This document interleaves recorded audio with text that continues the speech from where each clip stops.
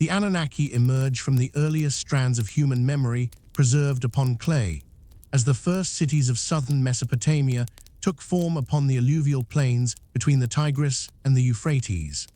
Long before dynasties arose in stone and before empires declared their sovereignty upon monuments, the sacred precinct of Eridu was already held in reverence as the seat of primordial kingship. By the 4th millennium before the Common Era, between c. 4000 and 3100 BCE, mud brick dwellings clustered along canals and temple platforms began to rise above the reed marshes, declaring that the divine and the human were bound in covenantal order. Within the sanctuaries of Eridu, Uruk, and the first shrines were raised not merely to honor nameless forces of nature, but to enshrine the presence of living gods who determined destiny.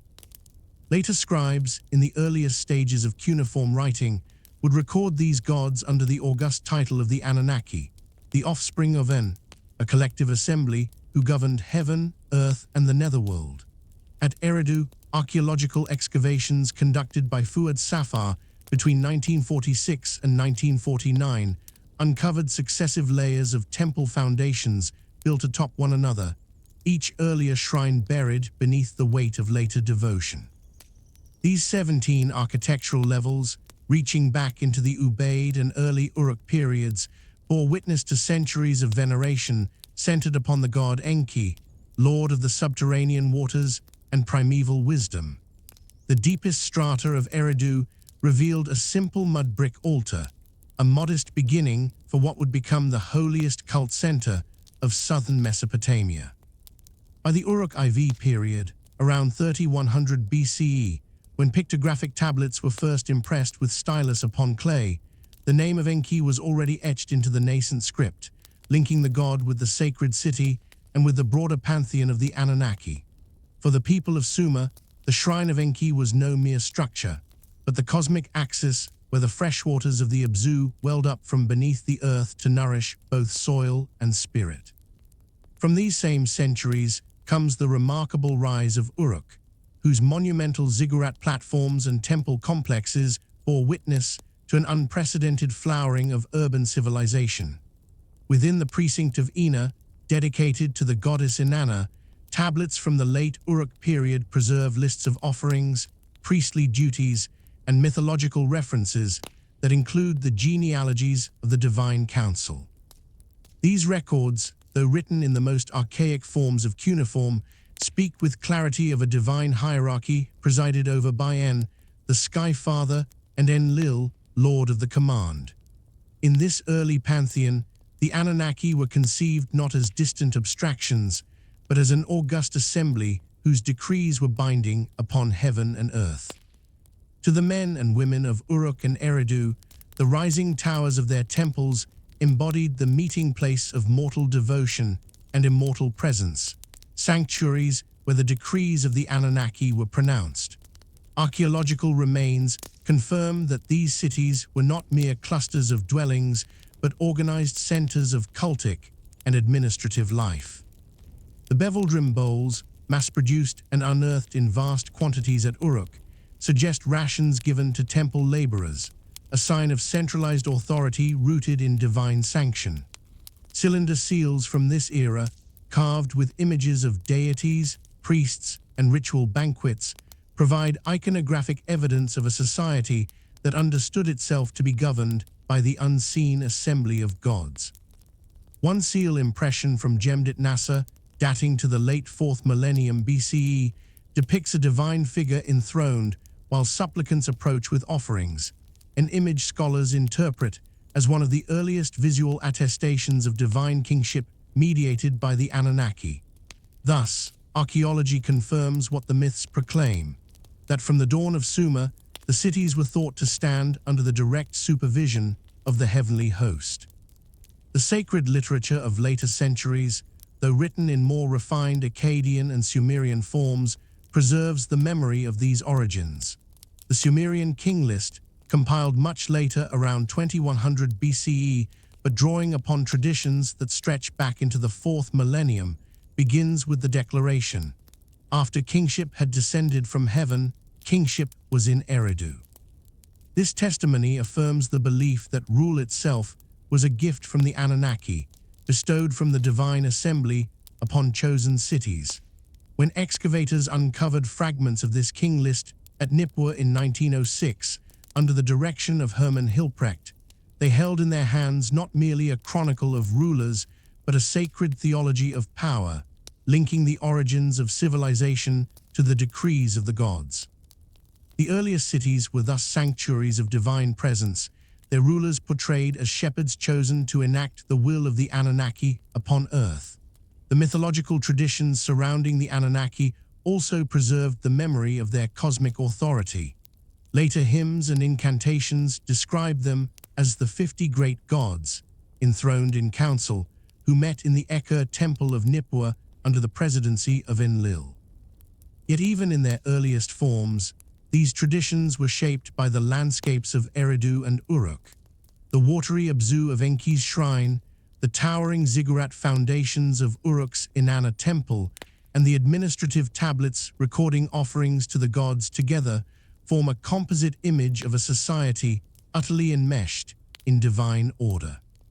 The Anunnaki were not distant or abstract, but immediate realities whose decrees were felt in the irrigation of fields, the rising of kings, and the administration of justice.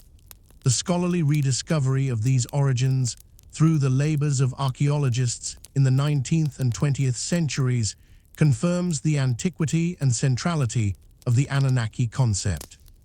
When cuneiform was deciphered in 1857 by Henry Rawlinson and his colleagues, the earliest tablets from Uruk and Gemdit, NASA, revealed references to divine genealogies long forgotten.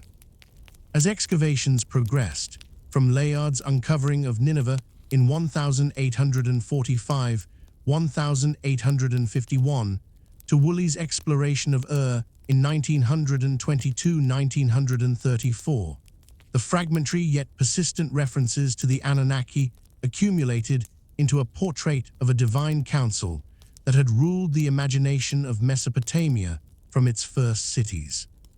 Yet long before these scholarly labors, the Sumerians themselves had already enshrined the memory of the Anunnaki in their temples, myths, and rituals. The dawn of Sumer was not only the birth of cities, but the enthronement of gods, whose decrees were believed to govern both heaven and earth, from the subterranean waters of Eridu to the celestial vault of an above. The pantheon of the earliest dynastic age unfolds in the sacred names inscribed upon clay and carved upon cylinder seals, where the hierarchy of heaven was set forth as both cosmic genealogy and political theology.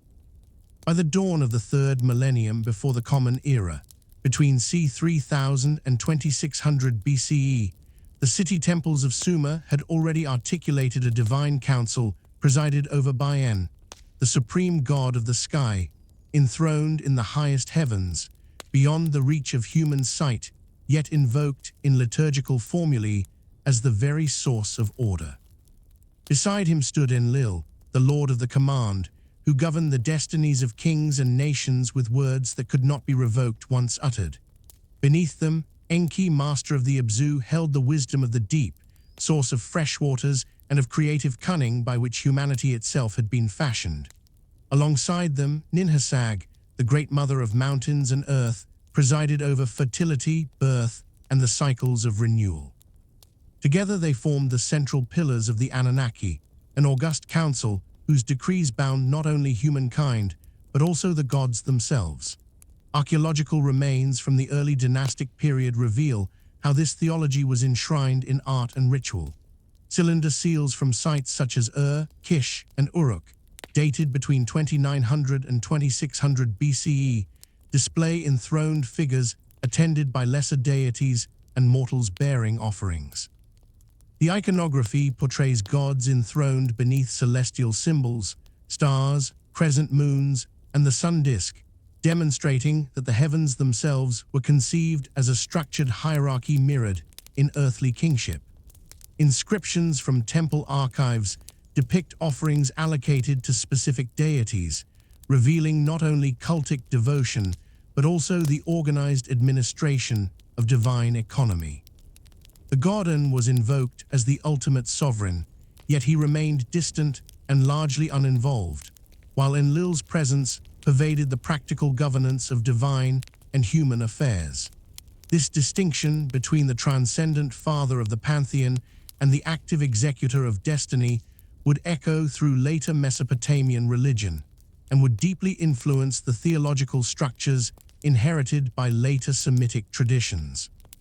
The textual corpus that survives from this period bears witness to the Anunnaki's role as arbiters of justice. The instructions of Shuruppak, a wisdom text dated to the early 3rd millennium BCE and discovered in the excavations of Shuruppak in 1902, frames human morality as under the watchful judgment of the divine assembly. These instructions, presented as paternal counsel, preserve proverbs that bind human conduct to divine order, suggesting that the decrees of the Anunnaki were not abstract doctrines but embodied realities shaping daily life. To disobey the laws of the gods was to invite misfortune, drought, or invasion, for the Anunnaki, seated in their celestial court, were believed to measure and weigh the fates of men. The pantheon's structure mirrored the political life of the city-states. Just as the Lugal, the great king, ruled in council with his assembly of elders, so too did An preside in heaven with his retinue of divine powers. This parallel reinforced the sanctity of kingship, for rulers were seen as reflections of the heavenly council, their decrees legitimized by the Anunnaki. At Kish, Uruk, and Lagash, kings inscribed their devotion to Enlil and Enki upon foundation tablets buried beneath temple walls, a practice that archaeologists uncovered in the 20th century, revealing how each ruler sought divine sanction through architecture and ritual. Temples thus became archives of theology, preserving the belief that society was upheld by the decrees of the gods. The Anunnaki were not limited to the heavens alone. Mesopotamian hymns and incantations of the period described them as judges in the underworld, seated in solemn council over the dead. In these texts, they weigh the deeds of mortals, determining the fate of souls after death. This dual role of the Anunnaki, as cosmic rulers above and as judges beneath, reinforced their total sovereignty over existence. The imagery of divine judgment would echo into later traditions. The weighing of souls in Egyptian Book of the Dead rituals, the apocalyptic visions of the Hebrew prophets, the Christian depiction of the Last Judgment, and the Quranic emphasis on divine decree all resonate with this ancient Mesopotamian vision of cosmic adjudication. The continuity of this pantheon was preserved across centuries of shifting political power. From the Sumerians to the Akkadians, and from the Akkadians to the Babylonians, the divine assembly remained the constant center of religious imagination. In Akkadian translation, and became Anu, Enlil retained his sovereignty, Enki was rendered E, and Ninhursag survived as Damkina or Ninmah, but their roles as the progenitors of order remained unchanged. Later Assyrian kings, inscribing their annals upon palace walls in the 1st millennium BCE, still invoked Anu and Enlil as divine patrons, echoing the theological formulations already visible in the early dynastic seals. The resilience of these gods across millennia demonstrates how deeply the vision of the Anunnaki as arbiters of destiny had been woven into the Mesopotamian worldview. When excavators unearthed the earliest temples at Shuruppak, Uruk, and Nippur, they uncovered not merely ruins of mud brick, but the material residue of an entire cosmology. Foundation deposits inscribed with dedications to An, Enlil, and Enki linked the physical act of building to the eternal decrees of heaven. The priests who once tended these sanctuaries would have regarded their liturgies as sustaining the very balance of the cosmos, ensuring that the decrees of the Anunnaki continued to hold sway. The divine council of An, though distant in time, still speaks through these archaeological remains, bearing witness to the first ordered pantheon of humankind, where sky, earth, water, and mountain were bound into a single assembly that governed the fate of gods and mortals alike. Kingship was not conceived by the Sumerians as a human invention, nor as the fruit of gradual political evolution, but as a descent from the sphere of the gods, bestowed upon humankind as a sacred trust by the assembly of the Anunnaki. The text that preserves this vision with the greatest clarity is the Sumerian king list, a composition whose extant versions date to around 2100 BCE, though they draw upon traditions far older, reaching back into the third millennium before the Common Era. Inscribed in Sumerian upon clay tablets, the king list opens with a statement of cosmic weight.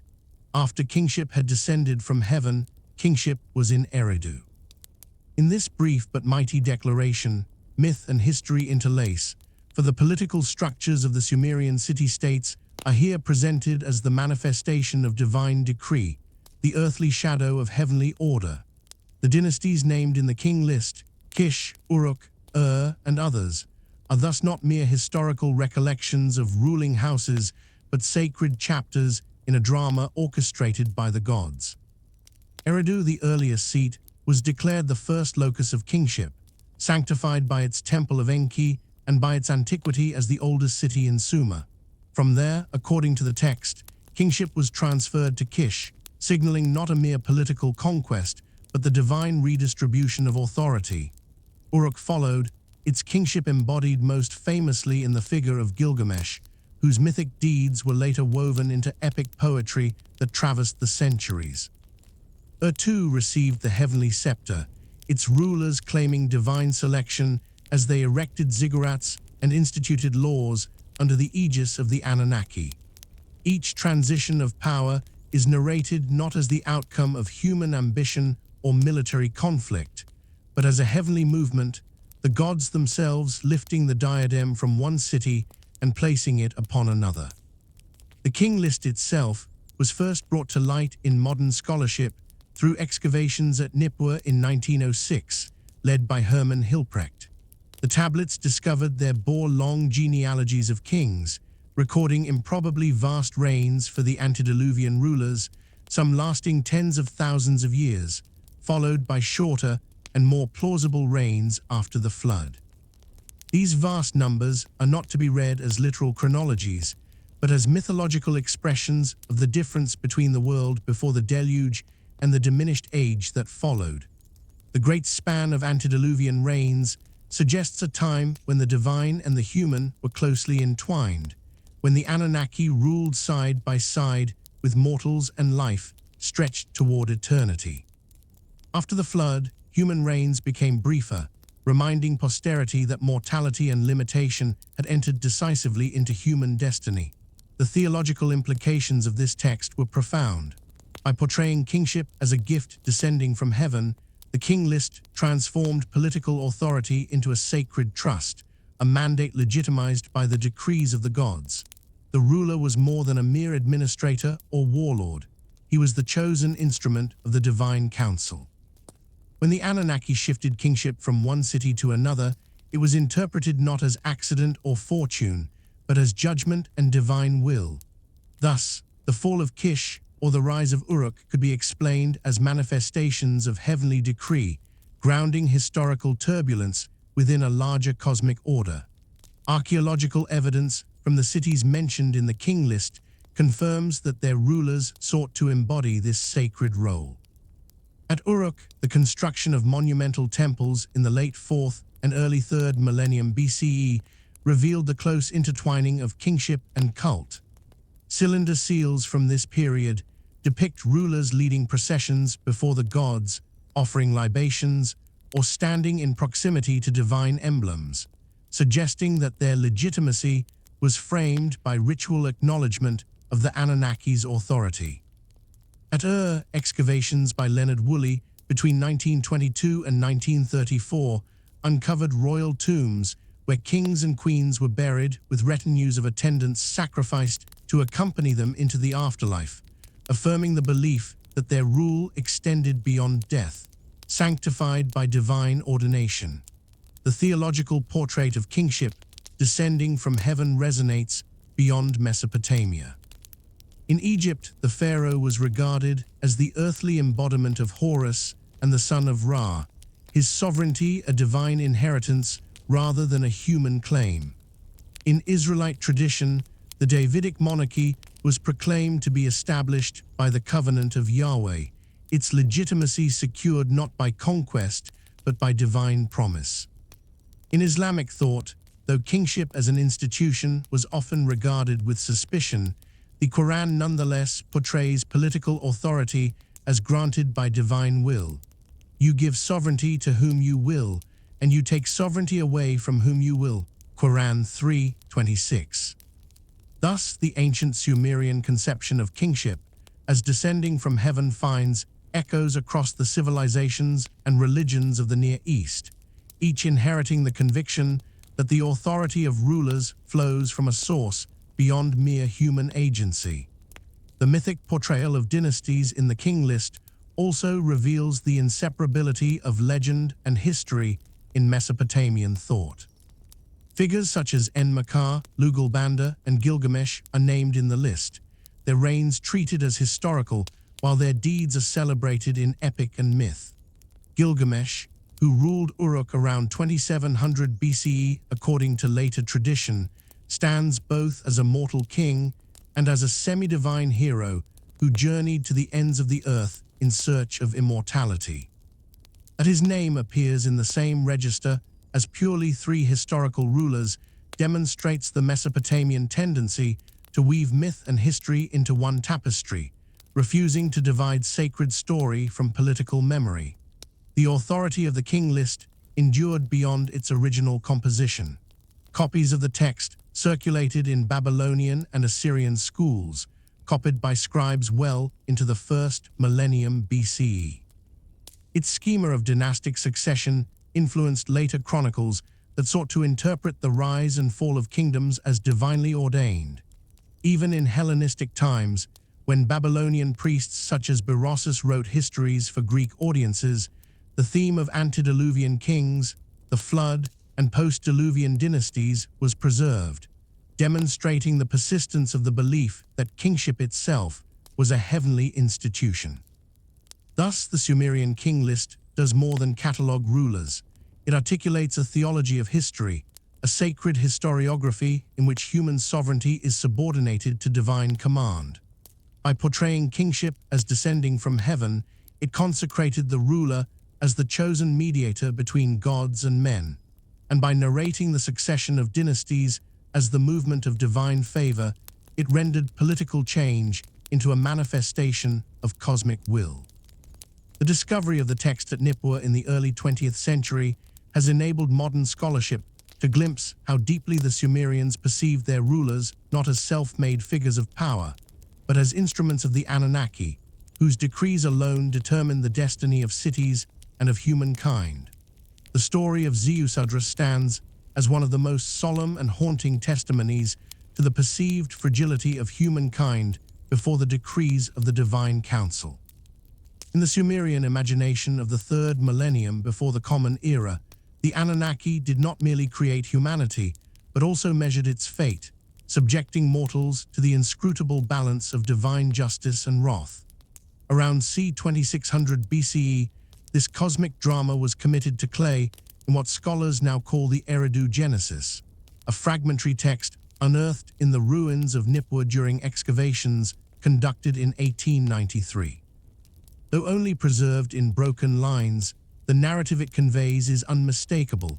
The gods resolved to destroy humankind in a deluge, yet one chosen man, Ziusudra, king and priest of Shuruppak, was commanded by the gods to preserve life by means of a vessel prepared in secret. The text describes how the assembly of the Anunnaki, moved by dissatisfaction at the noise and restlessness of mortals, decreed a flood to sweep them away. Enki, god of wisdom and patron of Eridu, disclosed this decree to Ziusudra, instructing him to build a great boat by which he might escape the waters and preserve the seed of life. In reverent tones, the surviving lines record the moment when the tempest broke forth, the storm god Adad roaring in fury, while the other Anunnaki darkened heaven with their wrath. For 7 days and 7 nights the waters raged, until the world lay submerged beneath the flood. Yet Ziusudra, favored by Enki, survived. When the storm abated, he prostrated himself before the sun god Utu in thanksgiving. In reward for his faith and obedience, the Anunnaki granted Ziusudra eternal life, settling him in Dilmun, the paradisiacal land at the edge of the world, where the waters of life flowed untainted. The tale of Ziusudra is not an isolated myth, but a foundational memory, echoed and transformed in later Mesopotamian and biblical traditions. In the Akkadian Atrahasis epic, composed around the 18th century BCE and preserved in tablets discovered at Sippar in the 1890s by Hormuzd Rassam, the same flood motif is recast. Atrahasis, warned by the god E, survives the deluge and offers sacrifice to placate the gods. In the Epic of Gilgamesh, inscribed in the 7th century BCE in the library of Ashurbanipal at Nineveh and excavated by Austin Henry Layard between 1849 and 1851, the immortal flood hero appears as Utnapishtim, who recounts to Gilgamesh the great destruction and the divine council's decision to grant him and his wife immortality. Across these iterations, the underlying structure remains constant. The divine assembly decrees destruction, one man receives secret warning, the deluge ensues, and the survivor is rewarded. Archaeology corroborates the enduring memory of catastrophe embedded in these traditions. Excavations at the ancient site of Shurapak in 1931 by Erich Schmidt revealed a distinct layer of riverine silt, over a meter thick, dating to around 2600 BCE, interpreted as evidence of a devastating flood that overwhelmed the city. Similar flood deposits have been found at Kish, and other Mesopotamian sites, suggesting that these legends arose from collective memory of inundations that periodically swept the plain, leaving devastation in their wake. Though these natural floods were regional rather than global, their destructive force was sufficient to impress upon the ancient imagination the vision of a cosmic deluge sent by the gods. The theological weight of the Ziusudra story is not merely in its recounting of destruction, but in its portrayal of divine justice and mercy. The Anunnaki decree annihilation, yet Enki, embodying wisdom and compassion, provides a means of survival for the righteous king. In this tension between judgment and preservation lies a profound meditation on the human condition. Mortals exist under the shadow of divine decree, yet obedience and righteousness may secure favor and even immortality. Later traditions would echo this same motif. In the Hebrew Bible, Noah is chosen by God to build an ark, preserving life from the flood described in Genesis 6:9, a narrative that reflects Mesopotamian antecedents, yet transforms them into a monotheistic framework. In the Quran, the prophet Nu Macron letter 1E25 is sent as a warner to his people, who perish in the flood for their disobedience, while the righteous are saved, affirming the same archetypal pattern of judgment and deliverance. The granting of immortality to Ziusudra is of particular significance. Unlike later versions, which often emphasize the survival of humanity as a whole, the Sumerian text elevates Ziusudra himself, setting him apart from ordinary mortals. Dilmun, where he is settled, is portrayed in other Mesopotamian hymns as a pristine land untouched by disease, aging, or death, a paradise at the edge of the cosmos. In later ages, Dilmun would be identified with regions along the Persian Gulf, with archaeological sites such as Bahrain bearing traces of ancient Mesopotamian contact from the 3rd millennium BCE. Thus, the myth of Ziusudra not only conveys the survival of humanity, but also encodes geographical memory of distant lands associated with purity and divine blessing. The story of Ziusudra also reflects the Sumerian perception of kingship as bound to divine favor. As ruler of Shurapak, his role as priest-king placed him at the intersection of the human and divine spheres.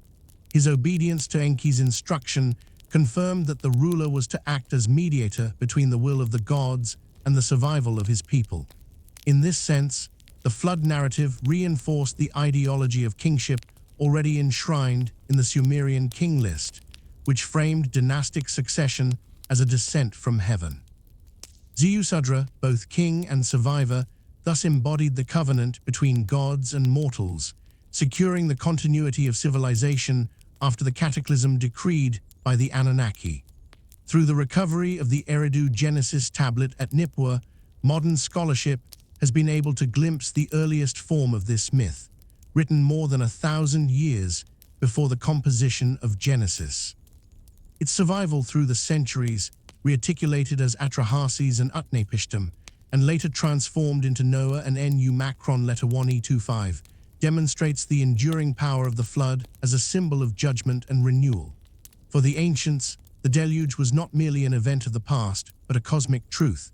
Humanity stands always at the mercy of divine decree, yet within that decree there remains the possibility of preservation, covenant, and eternal life. The Atrahasis epic, composed in the Old Babylonian period around the 18th century before the Common Era, stands as one of the most profound theological meditations preserved in cuneiform upon the purpose of humanity, the nature of divine wrath, and the fragility of mortal life before the decrees of the Anunnaki. Fragments of this composition were first unearthed at Sippar in the 1890s by Hormuzd Rassam, though additional copies have since been recovered from other Mesopotamian sites, including the archives of Ashurbanipal's library at Nineveh, excavated between 1849 and 1851 by Austin Henry Layard. The tale, recorded in Akkadian script upon tablets of clay, preserves in detail a sequence of creation, rebellion, and catastrophe that reveals how the ancient Babylonians conceived the relationship between gods and men. The narrative begins not with humankind, but with the lesser gods laboring beneath the oppressive burden of toil. These younger deities, charged with digging canals, maintaining irrigation, and sustaining the infrastructure of cosmic order, grew restless and resentful under the weight of their endless servitude. In their weariness, they raised a clamor against Enlil, the Lord of Command, who presided as the head of the Anunnaki. Their cries disturbed the balance of heaven, for even the immortal ones were subject to fatigue, discontent, and rebellion. The Anunnaki convened in solemn assembly, and Enki, wise lord of the Abzu, proposed a solution that would forever alter the course of creation. Humanity, he declared, should be fashioned to bear the labor of the gods, freeing the divine assembly from toil. Thus the first men were formed from clay mixed with the blood of a slain deity, a ritual sacrifice binding mortal existence to divine essence.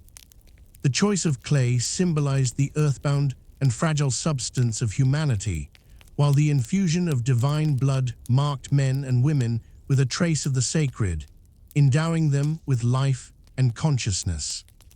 This motif, preserved in the Atrahasis epic, would echo throughout later traditions. In Genesis, where man is shaped from the dust of the ground and animated by the breath of God. In the Quran, which describes humankind as formed from clay and spirit, and in countless myths where mortals bear both the weakness of earth and the spark of heaven. In the Babylonian account, however, the creation of humanity was not an act of gratuitous generosity, but a practical solution to a divine problem. Mankind was fashioned as a servant race, destined to maintain fields, temples, and canals so that the gods might rest. For a time, the arrangement prospered.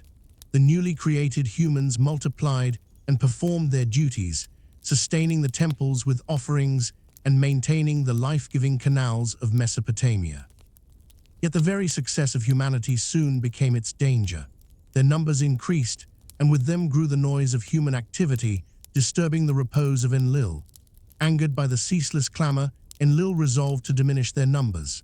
The Atrahasis epic recounts how the Anunnaki unleashed successive waves of affliction upon mankind. First came plague, decimating the population, until Atrahasis, the wise man whose name means exceedingly wise, sought counsel from Enki. The god of wisdom instructed him in rites of supplication, offerings, and prayers that would appease the plague-bringing deities, and so the affliction was stayed. When humanity again multiplied, Enlil sent drought. The fields withered, the canals dried, and famine stalked the land. Once more Atrahasis, guided by Enki, instructed the people in rites that brought rain and restored fertility. Still, the human race endured. Still, their noise offended the divine. A third calamity was unleashed. Famine and blight spread across the land, threatening the extinction of mankind. Yet again, through sacrifice and ritual, Atrahasis interceded and humanity survived. At last, driven by wrath and exasperation, Enlil resolved upon the final punishment, the Great Flood. The assembly of the Anunnaki decreed that the earth should be swept clean of humankind. Only Enki, bound by oath to the council yet unwilling to see all life perish, devised a hidden means of salvation. Speaking not directly but through the reed walls of Atrahasis' dwelling, so that he might not break his oath, Enki revealed the coming flood and commanded Atrahasis to construct a great boat. In detail, the text describes the building of the vessel, sealed with pitch, constructed with multiple decks, designed to carry Atrahasis, his family, and specimens of all living creatures. When the waters came, driven by the storm gods, the deluge engulfed the land, destroying the multitude of humanity. After 7 days, the flood subsided. Atrahasis emerged, offering sacrifice to the gods upon the mountain where the boat had grounded. The scent of the burnt offering rose, and the Anunnaki, famished for lack of offerings during the flood, gathered like flies around the sacrifice. The scene reveals a profound insight into Mesopotamian theology. The gods, for all their might, were dependent upon human ritual and offerings, sustained by the very race they had sought to destroy. Enlil, enraged that Atrahasis had survived, was rebuked by Enki, who argued that the annihilation of humanity was too great a punishment. Instead, Enki proposed measures to limit the human population without destroying it entirely: mortality, infertility, and the appointment of priestesses who would remain celibate. Thus a balance was struck between the needs of the gods and the survival of humankind. The Atrahasis epic is both myth and theology, offering an explanation for the origin of humanity, the existence of death, and the inevitability of suffering. It presents a vision of the gods as powerful yet capricious, dependent upon sacrifice yet quick to wrath, balancing justice with mercy. In this, it reflects the precarious existence of the Mesopotamian people themselves, who lived between the bounty of irrigation and the terror of flood, between the blessings of fertility and the threat of famine. Archaeological evidence of recurring droughts and floods across Mesopotamia in the 2nd millennium BCE provides a historical substratum for these theological reflections, grounding myth in the rhythms of natural catastrophe. The influence of Atrahasis extended far beyond Babylon. Its motifs appear directly in the later epic of Gilgamesh, where Utnapishtim recounts the flood to Gilgamesh, echoing almost word for word the account of Atrahasis' survival. The Hebrew account of Noah reflects the same narrative structure, though recast in the language of covenantal monotheism, where God judges yet preserves. In the Quran, the story of Nu Macron letter 1E25 resonates with the same pattern: the divine warning, the construction of the ark, the destruction of the wicked, and the salvation of the chosen. Even in Zoroastrian thought, with its emphasis on cosmic struggle and judgment, one may perceive faint echoes of the Mesopotamian vision of catastrophe as divine judgment. In the recovery of the Atrahasis epic, modern scholarship has encountered one of the oldest sustained theological reflections upon the purpose of humanity and the mystery of suffering. Inscribed around 1700 BCE, yet preserved through centuries of transmission, it presents in dramatic narrative form the conviction that human existence is inseparable from divine decree, that mortality is not an accident but a deliberate measure ordained by the gods, and that survival itself is always precarious, contingent upon the mercy of those who sit in the council of the Anunnaki. Gilgamesh, the great king of Uruk, stood as both mortal and divine, 2/3 god and 1/3 man, yet in the end he was bound by the same limits that governed all humankind.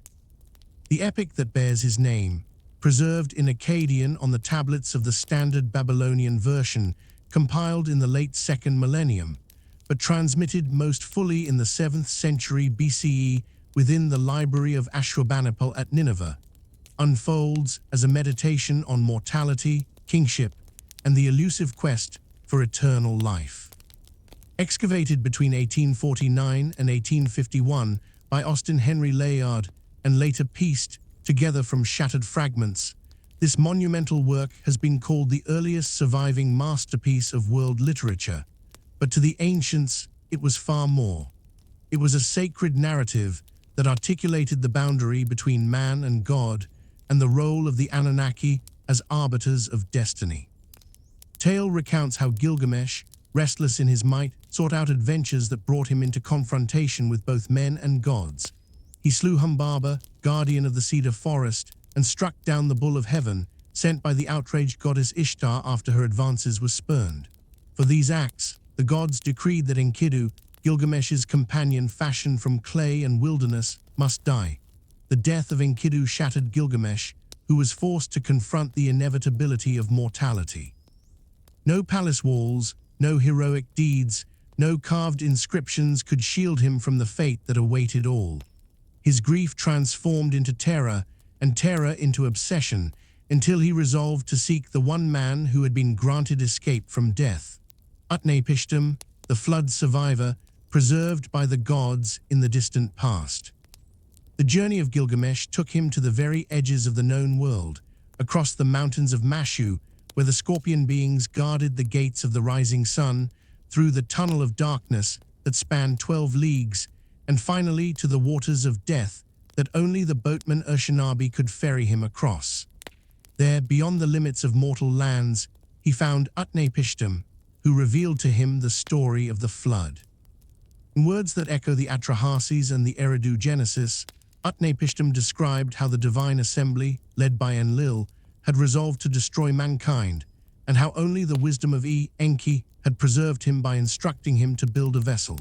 For his obedience and sacrifice, Utnapishtim was granted immortality, dwelling forever with his wife at the edge of the cosmic sea. Yet even here, at the feet of the immortal flood survivor, Gilgamesh was denied the gift he sought.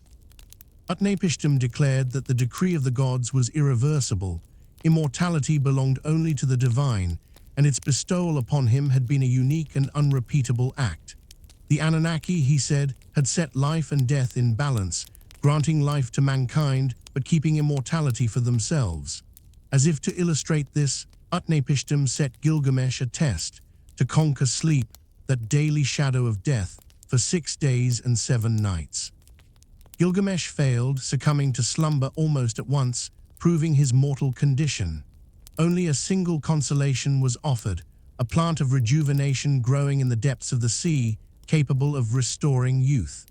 Gilgamesh seized it, intending to share it with his people, but on his return journey, a serpent stole it away, sloughing its skin as it carried off the treasure, leaving Gilgamesh bereft.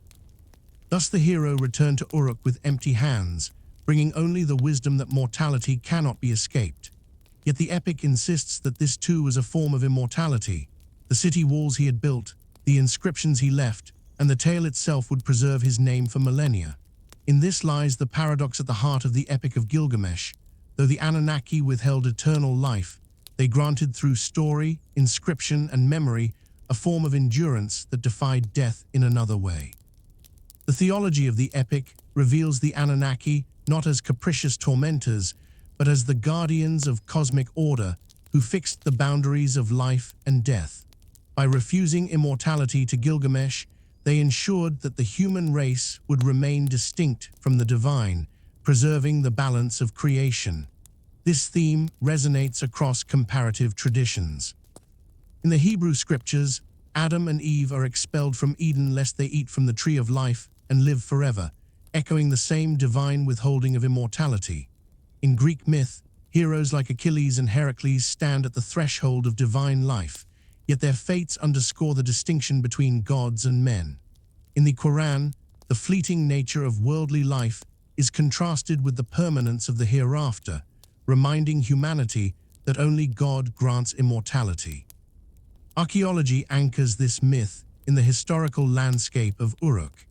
Excavations at the site, led by German expeditions beginning in 1912, uncovered monumental walls and temples that may well have inspired the epic's descriptions of Gilgamesh's building projects. The ziggurat of Anu, rising above the plain, and the precinct of Inanna testify to the grandeur of Uruk in the 3rd millennium BCE, when Gilgamesh himself may have ruled around 2700 BCE according to the Sumerian king list. His name appears alongside those of other kings, suggesting that behind the myth stood a historical figure whose deeds were later magnified into legend. The fusion of history and myth, archaeology and theology, is nowhere clearer than in the person of Gilgamesh, who straddles the worlds of fact and story, mortality and eternity. When the shattered tablets of the Epic of Gilgamesh were pieced together by George Smith in 1872, revealing for the first time the flood narrative embedded within the epic, the modern world was stunned by the parallels to the biblical account of Noah. Yet for the Babylonians and Assyrians, the deeper truth lay not in historical comparison, but in existential reflection. The gods had decreed death for mankind, and only through wisdom, piety, and the enduring works of civilization could mortals attain a shadow of eternity. The Anunnaki, enthroned as judges, determined the limits of human life, but within those limits, the memory of great kings and the permanence of cities could endure beyond the grave. Gilgamesh's quest for forbidden wisdom, his failure to secure immortality, and his final acceptance of mortality all reveal the central truth of the Mesopotamian worldview, that humankind exists within boundaries set by the divine, and that the decrees of the Anunnaki, inscrutable yet absolute, shape the destiny of mortals. In the end, it is not the possession of immortality, but the acceptance of mortality, coupled with the endurance of name and deed, that grants true permanence. Thus the epic stands as a mirror of the ancient soul, inscribed upon clay in the 7th century BCE, yet echoing through the ages, proclaiming that the fate of man is sealed by the Anunnaki, who alone hold the power of eternal life.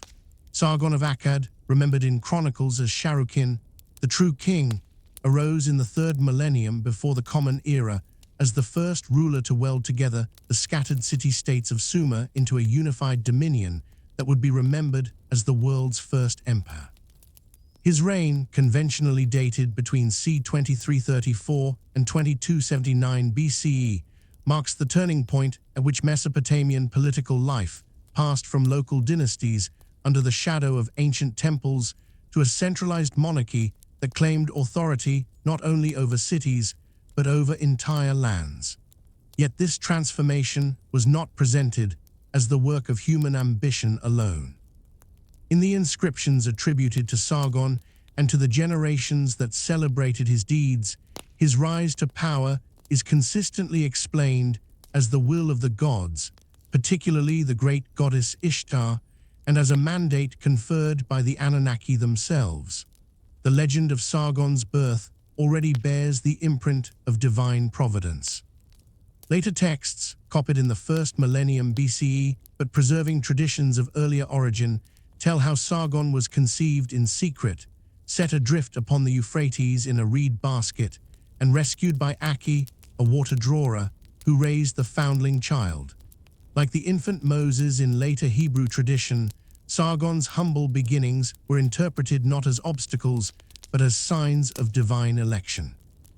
He rose through service, becoming cupbearer to the king of Kish, before seizing kingship and embarking on campaigns of conquest that would carry his banners from the Persian Gulf to the Mediterranean Sea.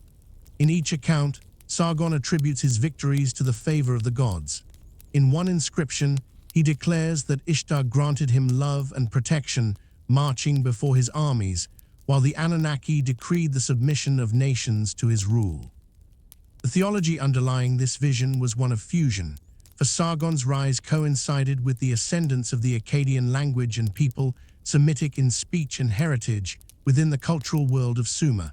Rather than displacing the Sumerian gods, the Akkadians absorbed and transformed them, and became Anu. Enlil retained his role as Lord of Command. Enki was known as E, and Inanna was exalted as Ishtar, the goddess of love and war.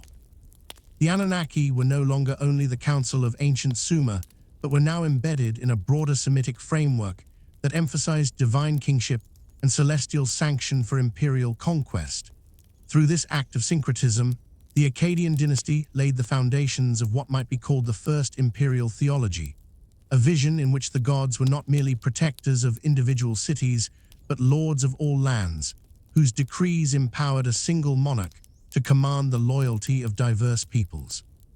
Archaeological discoveries illuminate the historical basis of this transformation.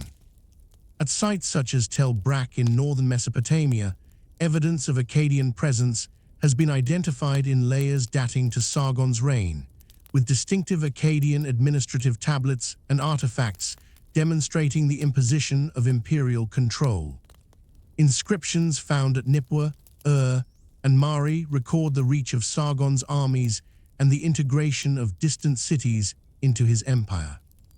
At Susa in Elam, Akkadian inscriptions testify to campaigns that extended Mesopotamian influence eastward, while to the west, Sargon claimed to have reached the shores of the Upper Sea, the Mediterranean. Each victory was inscribed as the work of divine mandate, legitimized not by human strength, but by the decrees of the gods. The religious imagery of Akkadian art underscores this theology. Cylinder seals from the period depict Sargon and his successors presented before deities, receiving weapons or emblems of rule from Ishtar, Shamash, or Enlil. The presence of the star, emblem of Ishtar, looms over these scenes, affirming the goddess's role as patroness of Sargon's dynasty. The Anunnaki, invoked collectively in hymns and royal inscriptions, were portrayed as decreeing his kingship in assembly, their divine counsel mirrored in the king's earthly rule. By casting himself as chosen by the Anunnaki, Sargon transcended the parochial legitimacy of earlier Sumerian kings, whose rule was bound to the favor of a single city god, and instead claimed a universal sanction that justified empire. This transformation of theology and politics reverberated far beyond Sargon's own reign.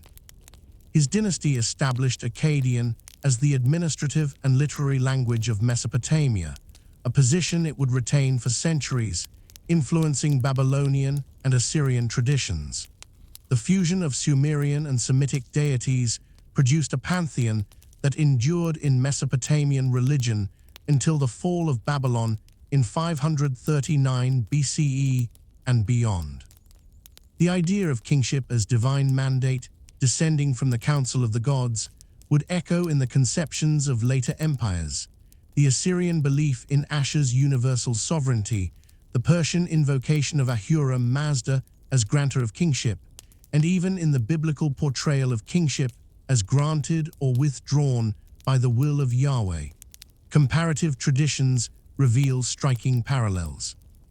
In Israelite thought, the prophet Daniel describes Nebuchadnezzar's dominion as given by the Most High over all kingdoms of men, recalling the same logic of divine bestowal. In the Quran, God is said to grant sovereignty to whom he wills and to remove it from whom he wills, echoing the principle first inscribed by Sargon, that kingship is not self-made but divinely decreed. The theology of the Akkadian dynasty thus stands as a critical link in the chain of Near Eastern ideas about rulership, divine sanction, and the cosmic order.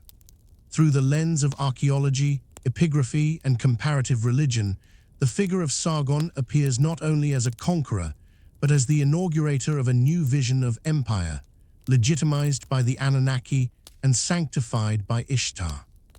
His inscriptions proclaim victories that may have been exaggerated in scope, yet their theological significance lies not in historical precision, but in the assertion that empire itself was a divine creation.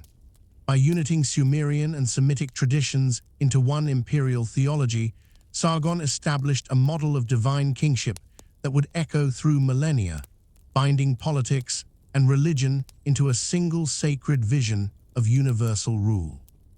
Naram-Sin, grandson of Sargon of Akkad, reigned between 2254 and 2218 BCE, and in his generation, the empire of Akkad reached its greatest extent, stretching from the mountains of Anatolia to the shores of the Persian Gulf. Yet his reign has been remembered not only for military triumphs and monumental inscriptions, but also for a singular act of sacrilege that shook the very foundation of Mesopotamian theology. He declared himself divine in life, wearing the horned crown that was the emblem of the gods, and in so doing he defied the order of the Anunnaki, placing his own kingship upon a plane reserved for the immortal ones. His defiance, preserved in art and condemned in later chronicles, would be interpreted as the beginning of Akkad's downfall, when the wrath of the gods summoned the Gutian tribes to devastate the land. The victory stele of Naram-Sin, discovered at Susa where it had been carried as plunder in later centuries and now preserved in the Louvre, depicts the Akkadian king as a godlike conqueror. Rising above his soldiers, he wears the horned helmet, the traditional crown of the deities, and strides up a mountain as if ascending toward heaven. Stars shine above him, symbols of celestial sanction, yet no specific god is shown leading him. Instead, Naram-Sin himself embodies the divine.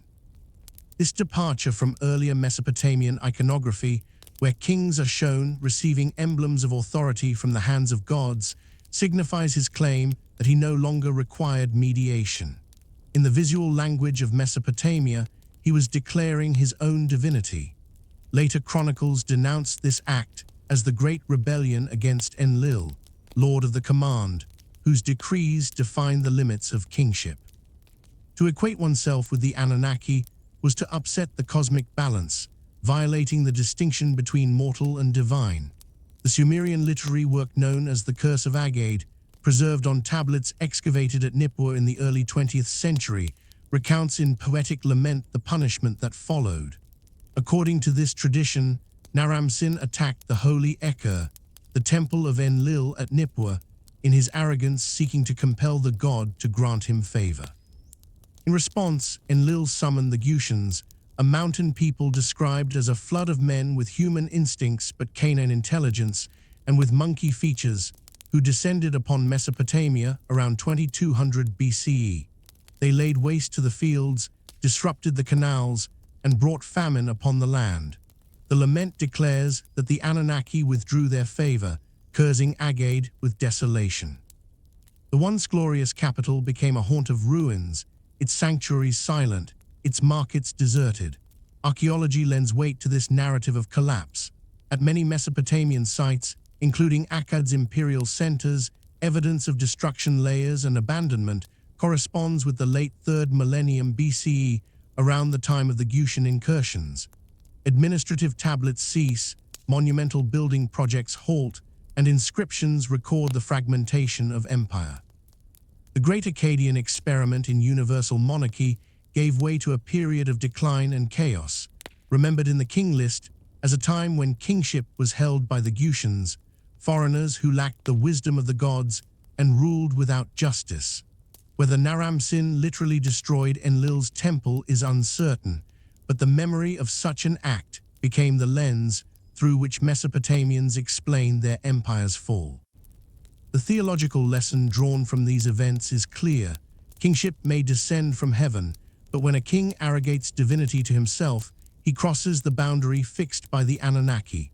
Mortals, however mighty, remain subject to fate, and when they defy divine command, the gods unleash destruction.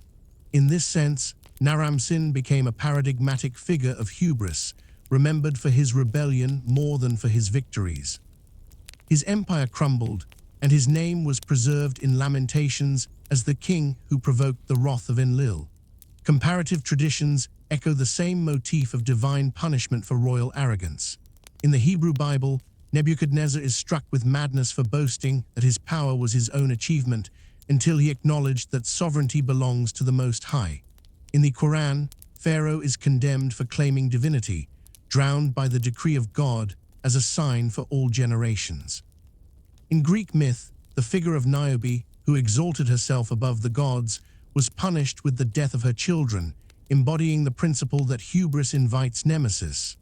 Naram-Sin in Mesopotamian memory was the archetype of this truth. His presumption to godhood led to his downfall and to the devastation of his empire. The victory stele, in its grandeur, and the lamentations, in their sorrow, together present a dual image of the king. To his contemporaries, he was the conqueror, divine in strength, who led armies to victory and commanded the known world. To later ages, he was the rebel who brought ruin upon Agade. Both portrayals coexist, revealing the complexity of Mesopotamian reflection on power, divinity, and history.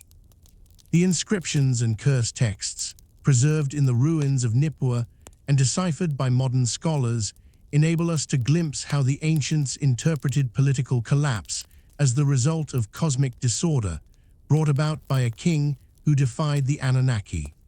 Thus, Naram-Sin's reign illustrates the fragile balance between divine mandate and human ambition. His victories were celebrated in stone, his image exalted above his soldiers as godlike, yet within a generation his empire lay in ruins, remembered as the judgment of the gods. In the interplay between archaeology, myth, and theology, his story reveals the enduring Mesopotamian conviction that the Anunnaki decreed the fate of kings, raising them up and casting them down according to their obedience or defiance. The fall of Akkad was remembered not merely as the decline of an empire, but as the consequence of divine wrath, the withdrawal of favor by the Anunnaki whose decrees had once established its dominion. In the centuries that followed the collapse, scribes shaped this memory into a lamentation known as the Curse of Agade, a literary composition preserved in tablets excavated at Ur during the 1920s by Leonard Woolley and his team. This work stands as one of the most haunting testimonies to the Mesopotamian conviction that the rise and fall of kingdoms were not the product of human fortune alone, but of heavenly decree pronounced in the council of the gods. The narrative frames Akkad's destruction as a cosmic judgment. Enlil, displeased with the arrogance of its rulers, summoned famine, invasion, and desolation, stripping away the empire's glory and casting it into ruin. The text recounts that Agade, the imperial city raised by Sargon and adorned by Naram-Sin, had become a place of unparalleled splendor. Its granaries were filled, its canals flowed with abundance, and its temples received offerings from lands as distant as Anatolia and the Persian Gulf. Yet in its pride, the city transgressed the boundaries of reverence. The ruler, identified with Naram-Sin, committed sacrilege by defying the Eker, the temple of Enlil at Nippur, seat of the divine command.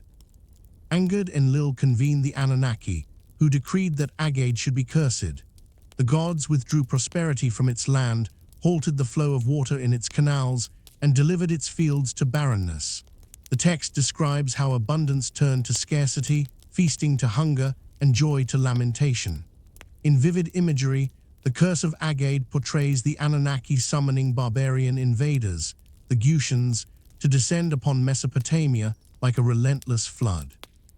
They are described as a people who knew no proper worship, who could not prepare bread or offer sacrifice, who Part 2 voiceover disrupted the sacred rites of the temples. In the eyes of Mesopotamian theology, the Gutians were the embodiment of chaos, a human manifestation of the gods' anger, instruments of punishment sent to undo the order established by the Akkadian kings.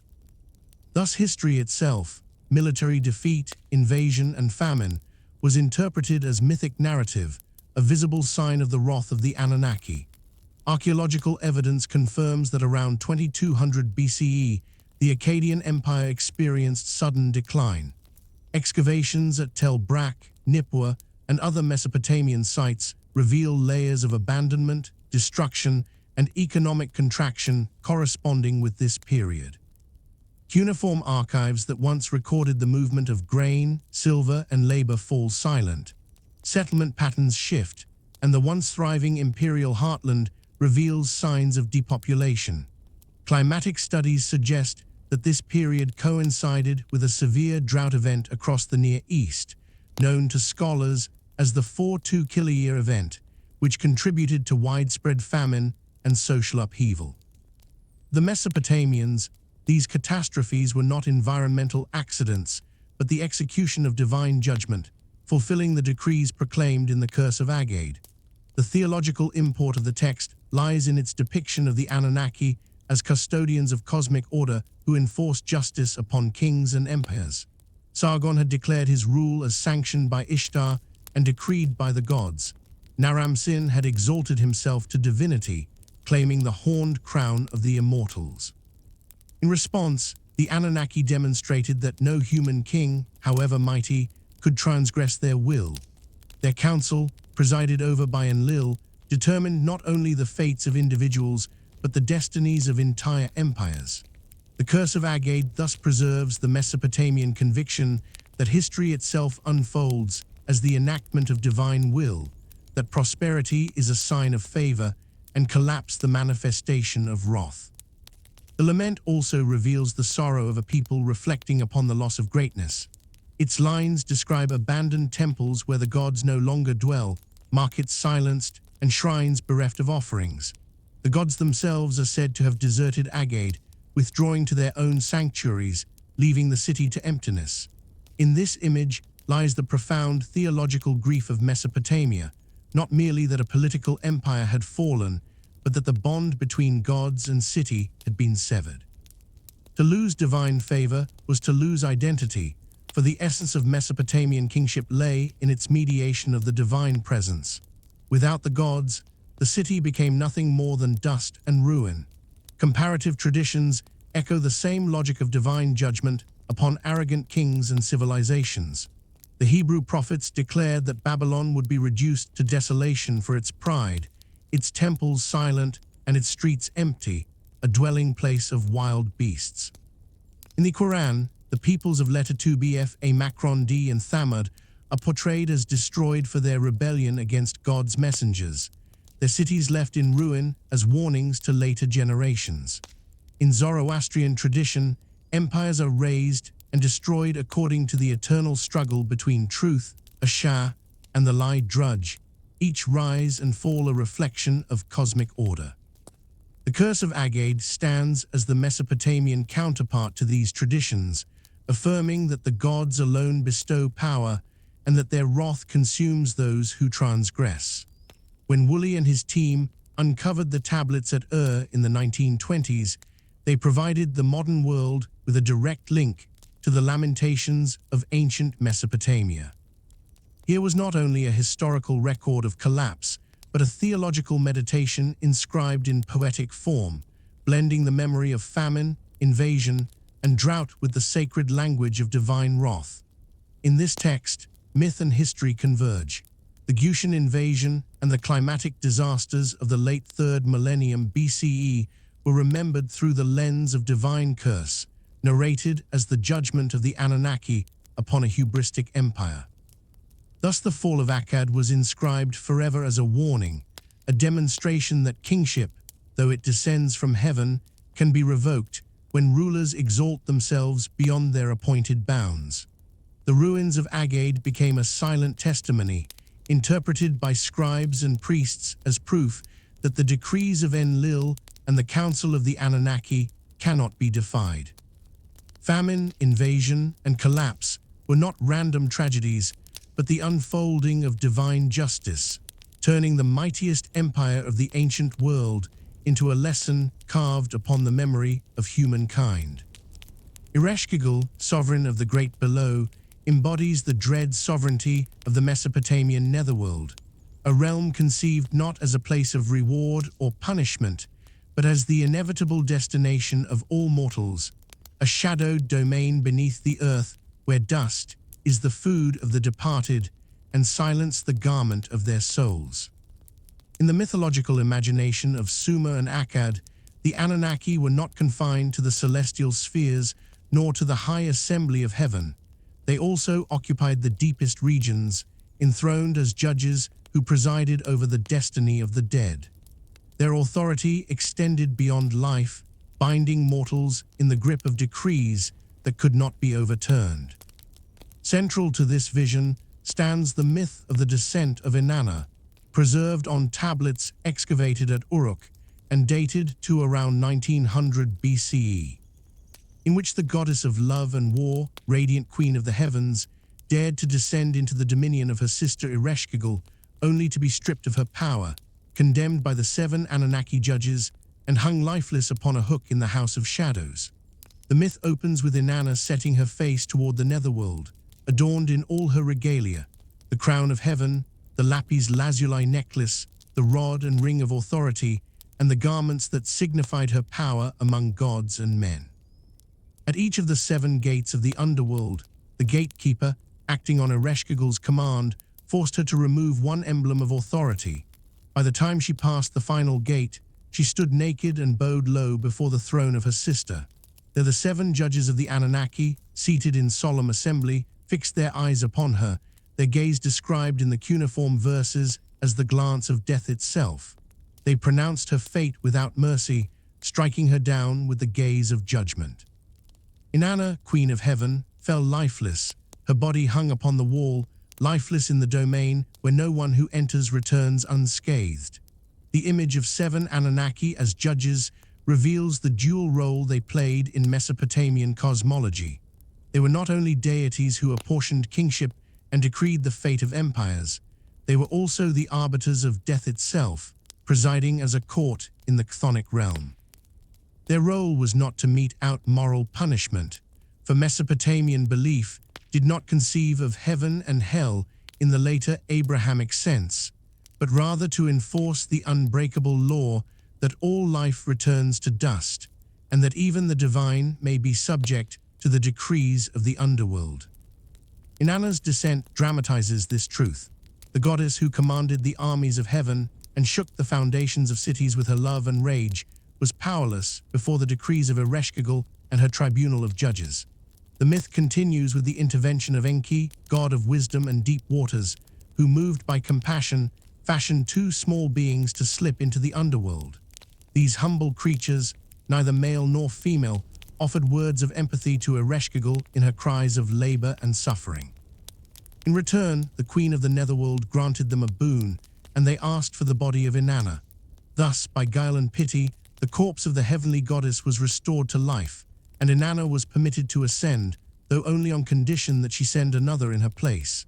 In this exchange lies the profound paradox of Mesopotamian eschatology. Death may be delayed, bargained, or exchanged, but never annulled. The decree of the Anunnaki remains unshaken. The netherworld claims what is due. Archaeologically, the myth survives on clay tablets inscribed in Sumerian and Akkadian script, first recovered from Uruk and later found in fragments at Nippur and other sites. These texts date to the Old Babylonian period, around the early 2nd millennium BCE, but reflect far older oral traditions. They testify to the centrality of death and the underworld in the Mesopotamian imagination, showing that kingship, warfare, and divine power were all ultimately overshadowed by the inevitability of the grave. Excavations of burial sites, such as the Royal Cemetery at Ur, uncovered between 1922 and 1934 by Leonard Woolley, confirm the ritual preoccupation with the afterlife. Their attendants were buried alongside rulers, adorned with gold and lapis artifacts, testifying to the belief that service to the king continued beyond death, and that the bonds of earthly hierarchy extended into the netherworld overseen by the Anunnaki. The theological resonance of Inanna's descent was profound for later traditions. The idea of divine descent into the realm of the dead echoes through the Epic of Gilgamesh, when the hero's companion Enkidu dreams of the House of Dust, where kings and priests dwell alike, stripped of earthly splendor, governed by the stern law of Ereshkigal. It reverberates in Greek mythology, where Persephone is seized into Hades, her absence marking the cycle of life and death upon the earth. It resonates in Christianity, where Christ is described in apocryphal texts as descending into the underworld to liberate the righteous dead, and in Islam, where the grave is envisioned as a place of questioning and judgment by angels. Though differing in theology, all these traditions bear witness to the enduring archetype of descent into death, of divine or heroic figures subject to the inexorable law of mortality. The 7 judges of the Anunnaki thus symbolize more than mythic figures. They represent the embodiment of cosmic inevitability. Their gaze strips away pretense, their decree spares none. Inanna's humiliation before their court mirrors the destiny of every soul, to be stripped of worldly adornments, rendered naked before the tribunal of death, and consigned to the shadowed realm beneath. Yet the myth also affirms that wisdom, compassion, and ritual intercession can mitigate the severity of death's decree, preserving the fragile possibility of return or transformation. In this way, the myth of Inanna and Ereshkigal, preserved in cuneiform tablets and echoed in countless funerary rites, embodies the sacred balance of life and death in Mesopotamian thought. The Anunnaki, enthroned in heaven and in the abyss, judged not only kings and empires, but the fate of all beings. Their court beneath the earth stood as the final tribunal, the unanswerable voice of destiny, ensuring that the cycle of life, death, and return remained the unbroken law of the cosmos. The royal cemetery of excavated between 1922 and 1934 under the direction of Leonard Woolley, revealed a vision of death and kingship so profound that it altered forever the scholarly understanding of Mesopotamian eschatology. Beneath the sands of southern Iraq, in tombs dating to around 2600 BCE, the archaeologists uncovered chambers filled with gold, lapis lazuli, and carnelian. Yet more haunting still were the remains of dozens of attendants, musicians, and guards who had lain down beside their sovereign, each adorned in ceremonial dress, each bearing instruments or weapons, each slain to accompany their ruler into the dark dominion of the netherworld. These graves were not merely places of burial, but carefully staged passages into the realm of Ereshkigal and the Anunnaki judges, where the bonds of earthly order were to be preserved beyond death, and where the king or queen would continue their reign beneath the gaze of the divine tribunal. The tomb known as that of Queen Puabi stands as the most vivid witness to this ritualized death. Her body, clothed in elaborate headdresses of gold and lapis, lay within a chamber whose floor was crowded with the skeletons of female attendants and soldiers. The women bore delicate harps and lyres, their skulls still adorned with wreaths of precious stones, while the guards carried spears, their armor in place. Woolley, writing in the 1930s, described the scene with awe: a court in miniature, preserved in silence, its members slain by poison or by blunt force to serve their mistress beyond the grave. The excavation suggested not a chaotic massacre, but a ritual of order, where the transition of the sovereign to the netherworld was accompanied by a full retinue, ensuring that dignity, hierarchy, and service would continue unbroken in the court of the dead. This practice reflects a vision of the afterlife in which the Anunnaki presided not only over the fate of souls, but over the perpetuation of cosmic order within the netherworld itself. Just as kingship on earth was decreed by Enlil and legitimized by Inanna or Ishtar, so too kingship below required recognition, ritual, and a courtly structure. The sacrificed attendants were not merely victims, but participants in a sacred passage, embodying the belief that life in death continued under the scrutiny of the 7 judges. The order of the palace was transposed into the shadows beneath the earth, a mirror of the living city maintained in the land of dust. The funerary goods themselves tell of this theology. The lyres discovered in the great death pit, with their golden bulls' heads and inlaid panels depicting mythological animals, served not merely as instruments, but as votive offerings to accompany the ruler.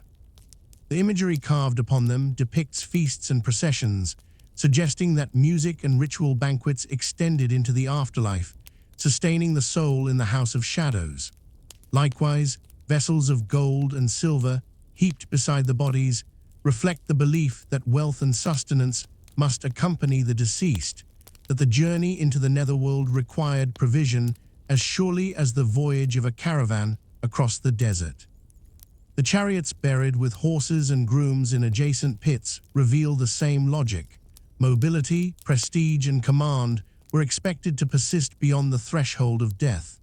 Woolley himself linked these findings with the literary tradition of Mesopotamia, where texts such as the Epic of Gilgamesh describe the House of Dust, where kings and priests dwell alike, their splendor stripped, yet their dignity intact. In the myth of Inanna's descent, the seven Anunnaki judge her naked and powerless, yet the very fact of her condemnation reflects the solemnity of a courtly process. In Ur's royal grave, the preservation of courtly structure within death becomes archaeological fact. The rulers entered the underworld not as isolated shades, but as monarchs accompanied by their full retinue, to stand before the tribunal of Ereshkigal with the dignity of kingship intact.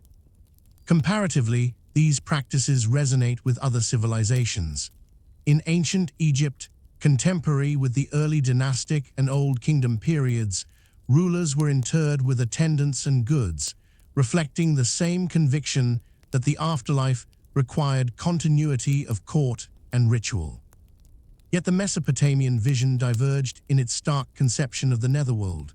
Where Egyptian belief promised a rebirth in the fields of paradise for the righteous, the Sumerian and Akkadian imagination foresaw a realm of dust and silence, where the great and the humble alike were subject to the unyielding decrees of the Anunnaki.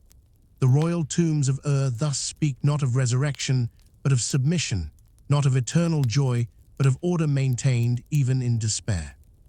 From a historical perspective, these burials reveal the consolidation of early dynastic kingship in Mesopotamia. Around 2600 BCE, the city of rose to prominence in southern Sumer, and the rulers sought to express their power not only in monumental ziggurats and temple precincts, but also in the theater of death. By staging their passage into the netherworld with such grandeur, they asserted both their divine mandate and their continuing influence among the dead. The sacrifices carried out in their name, sanctioned by ritual and priestly authority, demonstrated that the ruler's power extended beyond the grave, binding attendants to eternal service and affirming that the order decreed by the gods on earth remained valid below. The rediscovery of these tombs in the 20th century illuminated texts that had long spoken of the Anunnaki as judges of the underworld. The material reality of royal burials now stood side by side with the poetic vision of descent into death, providing scholars with evidence that myth and ritual were not abstractions, but living realities enacted in the lives and deaths of Mesopotamian society. Woolley's excavations, documented with meticulous care, revealed not only treasures, but the theology of death inscribed in bones, artifacts, and architectural design. In the convergence of mythic text and archaeological discovery, the ancient belief became legible once more. The Anunnaki, enthroned as judges in the shadows, demanded order, hierarchy, and continuity, and the rulers of obeyed, carrying with them into the house of dust a full court to preserve their dignity beneath the gaze of eternity. The tablets of destiny were believed to embody the very structure of the cosmos, divine decrees inscribed in eternal script, binding not only mankind, but also the gods themselves to the ordinances of fate. In Mesopotamian tradition, the Anunnaki were the custodians of this cosmic charter, their authority legitimized by possession of the tablets, which conferred the right to govern heaven, earth, and the shadowed realm beneath. The myth of their theft and recovery, preserved in fragments discovered at Asher and Nineveh in the 7th century BCE, presents a drama of rebellion and restoration, in which the monstrous bird Anzu dares to seize from Enlil the tablets, seeking to overturn the order of the universe and enthrone chaos in their place. The story unfolds with grandeur. Anzu, born of the primeval waters and endowed with ferocious strength, waits until Enlil, lord of wind and command, enters the sacred bath to cleanse himself. In that vulnerable moment, Anzu snatches the tablets of destiny from the throne room, fleeing with them into the high mountains. Bereft of the divine charter, Enlil's voice loses its force, decrees fall silent, and the Anunnaki themselves are shaken, for the chain of command that sustains heaven and earth is severed. The celestial court trembles, fearing that chaos will consume the ordered cosmos, and the gods lament their helplessness. Only Ninurta, the warrior son of Enlil, girds himself for battle, taking up bow and net to confront the usurper. With divine weapons forged for him by he hunts Anzu across the wilderness, pierces him with arrows, and seizes the tablets of destiny, restoring them to Enlil's throne and re-establishing the decrees of heaven. The motif is echoed elsewhere, notably in the Babylonian Enuma Elish, where the dragon Tiamat entrusts the tablets of destiny to her champion Kingu, granting him supreme command over the gods until Marduk arises to defeat him and claim the tablets. In both versions, the power to rule the cosmos is inextricably linked with the possession of these tablets, whose writing is not mere record but active decree, a binding liturgy of existence that compels obedience from all beings, mortal or divine. Thus the Anunnaki are not arbiters by personal might alone, but by the authority vested in them through the written word, the cuneiform of destiny inscribed on clay that transcends mortality. Archaeological discoveries lend weight to this mythic vision. Fragments of the Anzu myth were unearthed in Nineveh during Austin Henry Layard's excavations between 1845 and 1851, later supplemented by texts from Asher discovered in the early 20th century. These tablets, written in Akkadian script on clay, date to the Neo-Assyrian period of the 7th century BCE, when scribes in the library of Ashurbanipal sought to preserve the theological traditions of earlier ages. Though copies, their contents reach back into the Old Babylonian and even Sumerian imagination, revealing a long continuity of thought wherein fate was not arbitrary but codified, eternal, and guarded by divine authority.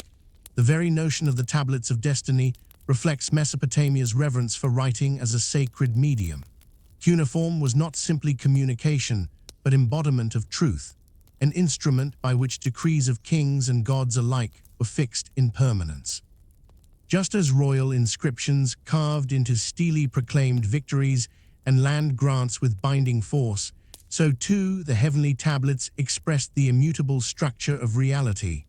The gods themselves were bound by what was inscribed, for to possess the tablets was to wield the cosmic order, while to lose them was to descend into impotence and silence. This belief parallels the human experience, where kingship was legitimized through temple archives and scribal record, and where the law of Hammurabi, set in stone around 1750 BCE, stood as the earthly mirror of divine decree. The theology of the tablets also reverberates in later traditions. In Judaism and Christianity, the image of divine law inscribed on tablets reappears in the Mosaic covenant, where the commandments given at Sinai are etched in stone by the hand of God, binding Israel to an eternal covenant. In Islam, the Al-Law al-Mahfuz, the preserved tablet, is described as the divine record in which all decrees are written before creation, unalterable and eternal, echoing the Mesopotamian conviction that destiny resides in a celestial inscription. Zoroastrianism, too, envisions the cosmic order, a Shah, upheld by divine law. Inscribed and immutable, guarding the balance of existence, the Mesopotamian tablets of destiny thus represent one of the earliest expressions of a theological archetype that would resonate across civilizations, linking divine authority with sacred writing. Within Mesopotamian kingship, the myth served a potent ideological function.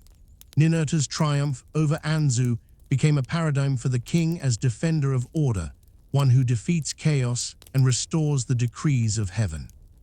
In Neo-Assyrian inscriptions, rulers such as Ashurnasirpal-II and Sennacherib often depict themselves as chosen by Ninurta or armed with his weapons, casting themselves as restorers of cosmic justice against rebellious foes. The possession of law, archive, and sacred charter was not merely administrative, but cosmic, reflecting the belief that without the written mandate, sovereignty dissolved into disorder. The tablets of destiny, then, embody a profound synthesis of myth, ritual, and the lived realities of Mesopotamian civilization. They are at once a story of theft and restoration, a theological metaphor for the binding power of writing, and a reflection of political ideology that linked scribal record to divine mandate. Through the clay fragments recovered from Asher and Nineveh, the voices of ancient scribes whisper of a cosmos ordered by inscription, where the Anunnaki, enthroned as judges, wielded not only thunder and flood, but the indelible script of destiny, ensuring that the world, though shaken by rebellion, would endure beneath the weight of divine decree. The reign of Hammurabi, who ruled Babylon between 1792 and 1750 BCE, was enshrined in memory not only through conquest and administration, but above all through the proclamation of law as divine ordinance.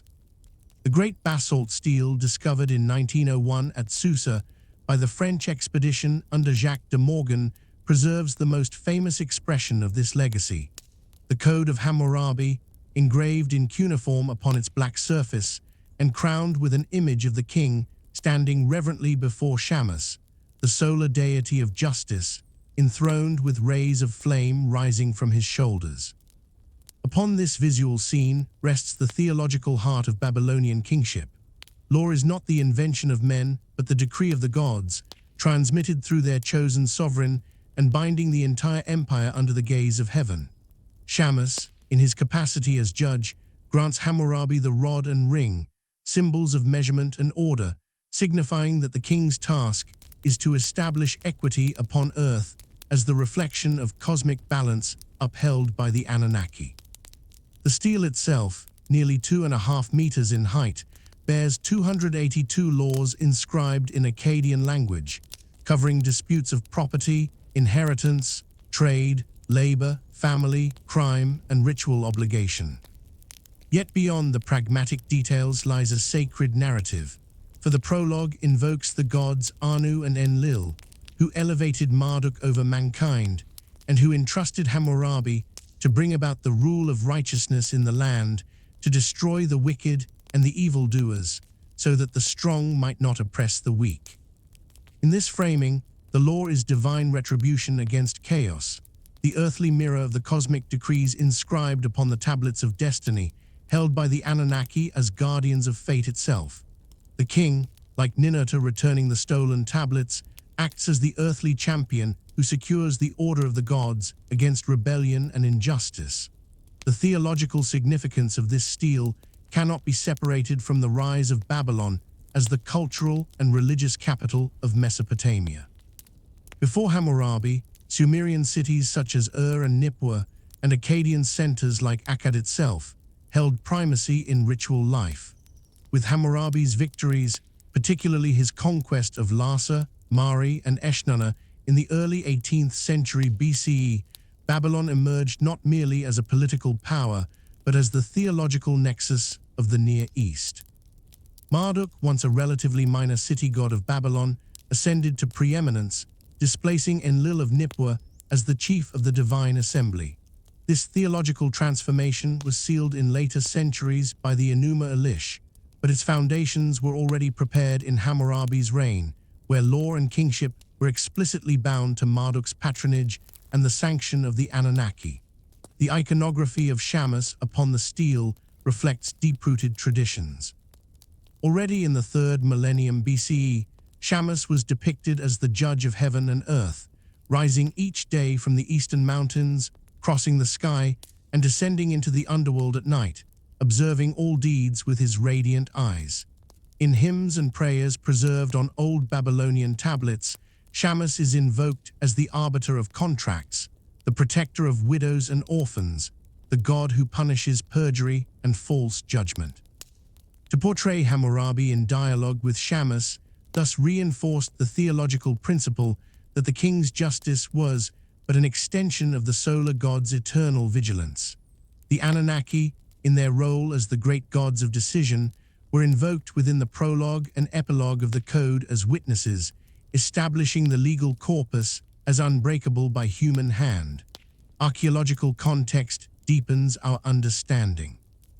The stele was not originally set up in Susa, but in Babylon or possibly Sippar, a cult center of Shamash. It was carried to Susa centuries later as booty by the Elamite king Shutruk-Nahant in the 12th century BCE, a testimony to the enduring prestige of Hammurabi's law long after Babylon's first dynasty had fallen. The rediscovery of the stele in 1901 offered modern scholarship a direct glimpse into the theology of kingship in the Old Babylonian period, complementing earlier finds such as the Gudea cylinders of Lagash or the royal hymns of Ur. In its monumental presence, the stele stood not only as a law code, but as a liturgical object, a perpetual reminder that the earthly city was aligned with the decrees of heaven. Comparative traditions underscore the continuity of this concept. In Israelite tradition, the giving of the law at Sinai, inscribed upon stone tablets, reflects the same archetype of divine law transmitted to a chosen leader, binding the community to covenant under heavenly witness. In Islam, the Quran is described as revelation from the preserved tablet, echoing the Mesopotamian conviction that divine decree is inscribed in eternity and manifests in earthly law. Zoroastrianism similarly centers upon a Shah, the order of truth upheld by Ahura Mazda and enforced through righteous kingship. In each case, the sovereign or prophet mediates between divine inscription and human society, ensuring that the cosmic balance is mirrored within the structures of law and ritual. The inscriptions on Hammurabi's stele end with an epilogue that invokes the wrath of the gods upon any future ruler who might efface his laws or distort them. Enlil, Shamus, Sin, Adad, and the Anunnaki are summoned as witnesses and avengers, ensuring that the charter of justice remains inviolate. Thus law itself becomes sacred liturgy, guarded by the gods as zealously as the tablets of destiny in their celestial court. In this way, Hammurabi's legacy was not merely the conquest of lands, but the inscription of cosmic justice into human governance, forever linking Babylon with the eternal decrees of heaven.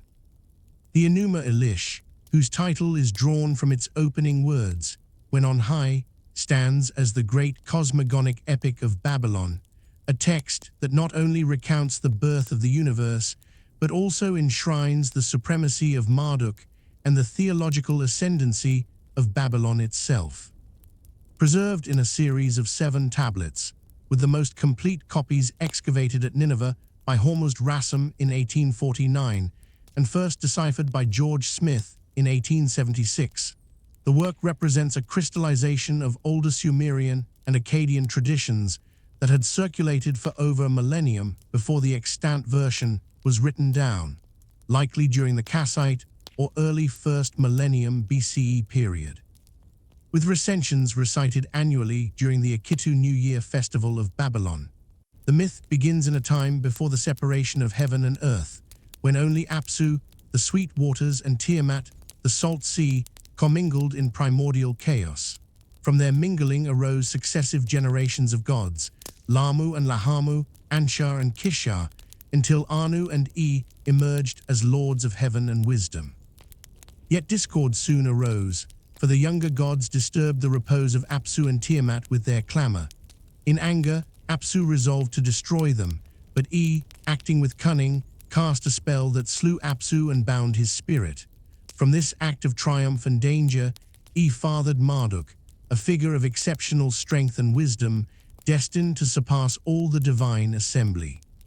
Tiamat, enraged at the death of her consort, gathered monstrous allies, serpents with venomous fangs, lions, scorpion men, and a host of fearsome beings fashioned from chaos.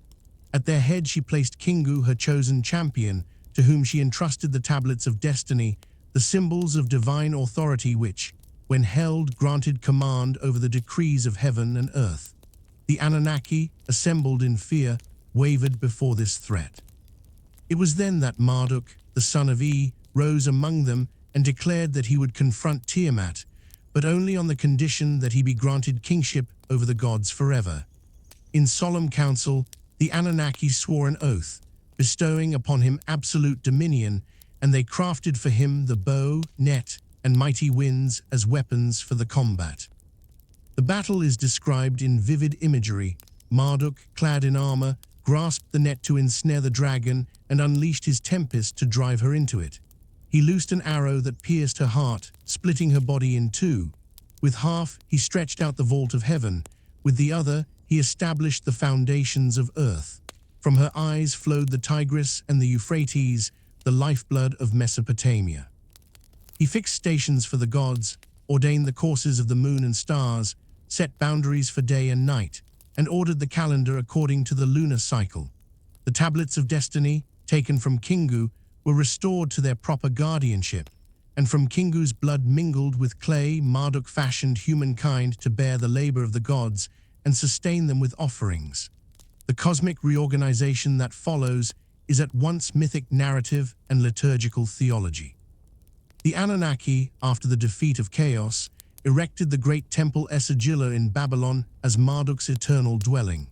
They proclaimed 50 exalted names for him, each reflecting a divine attribute: warrior, creator, judge, shepherd, benefactor, thus absorbing the functions of earlier deities and consolidating them under his sovereignty.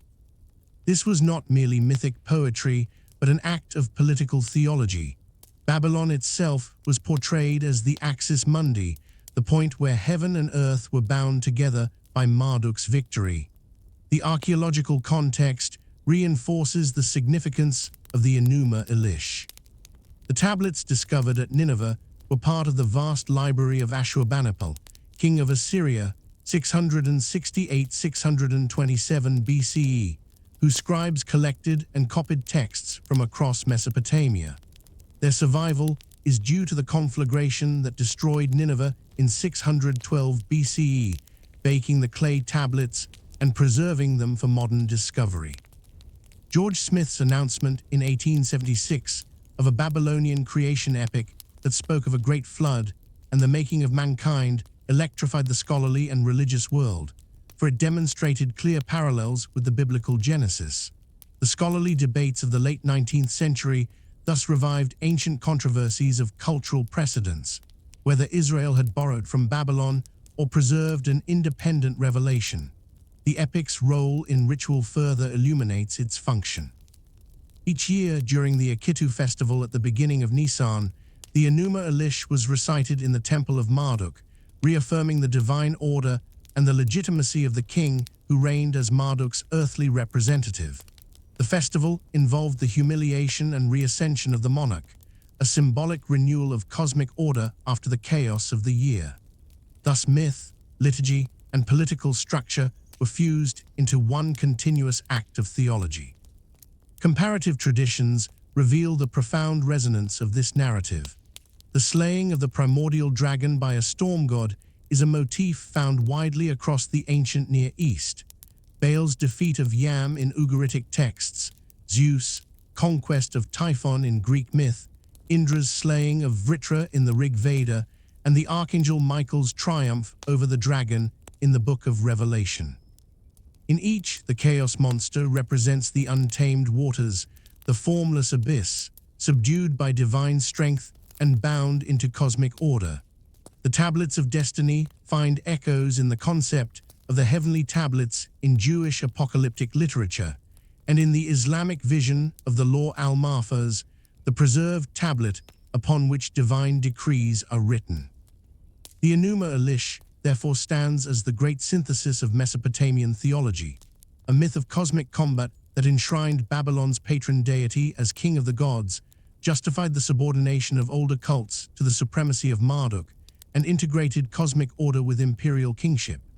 Its survival across centuries, preserved in clay and recited in ritual, bears witness to the enduring power of myth to bind heaven, earth, and empire under the decrees of the Anunnaki.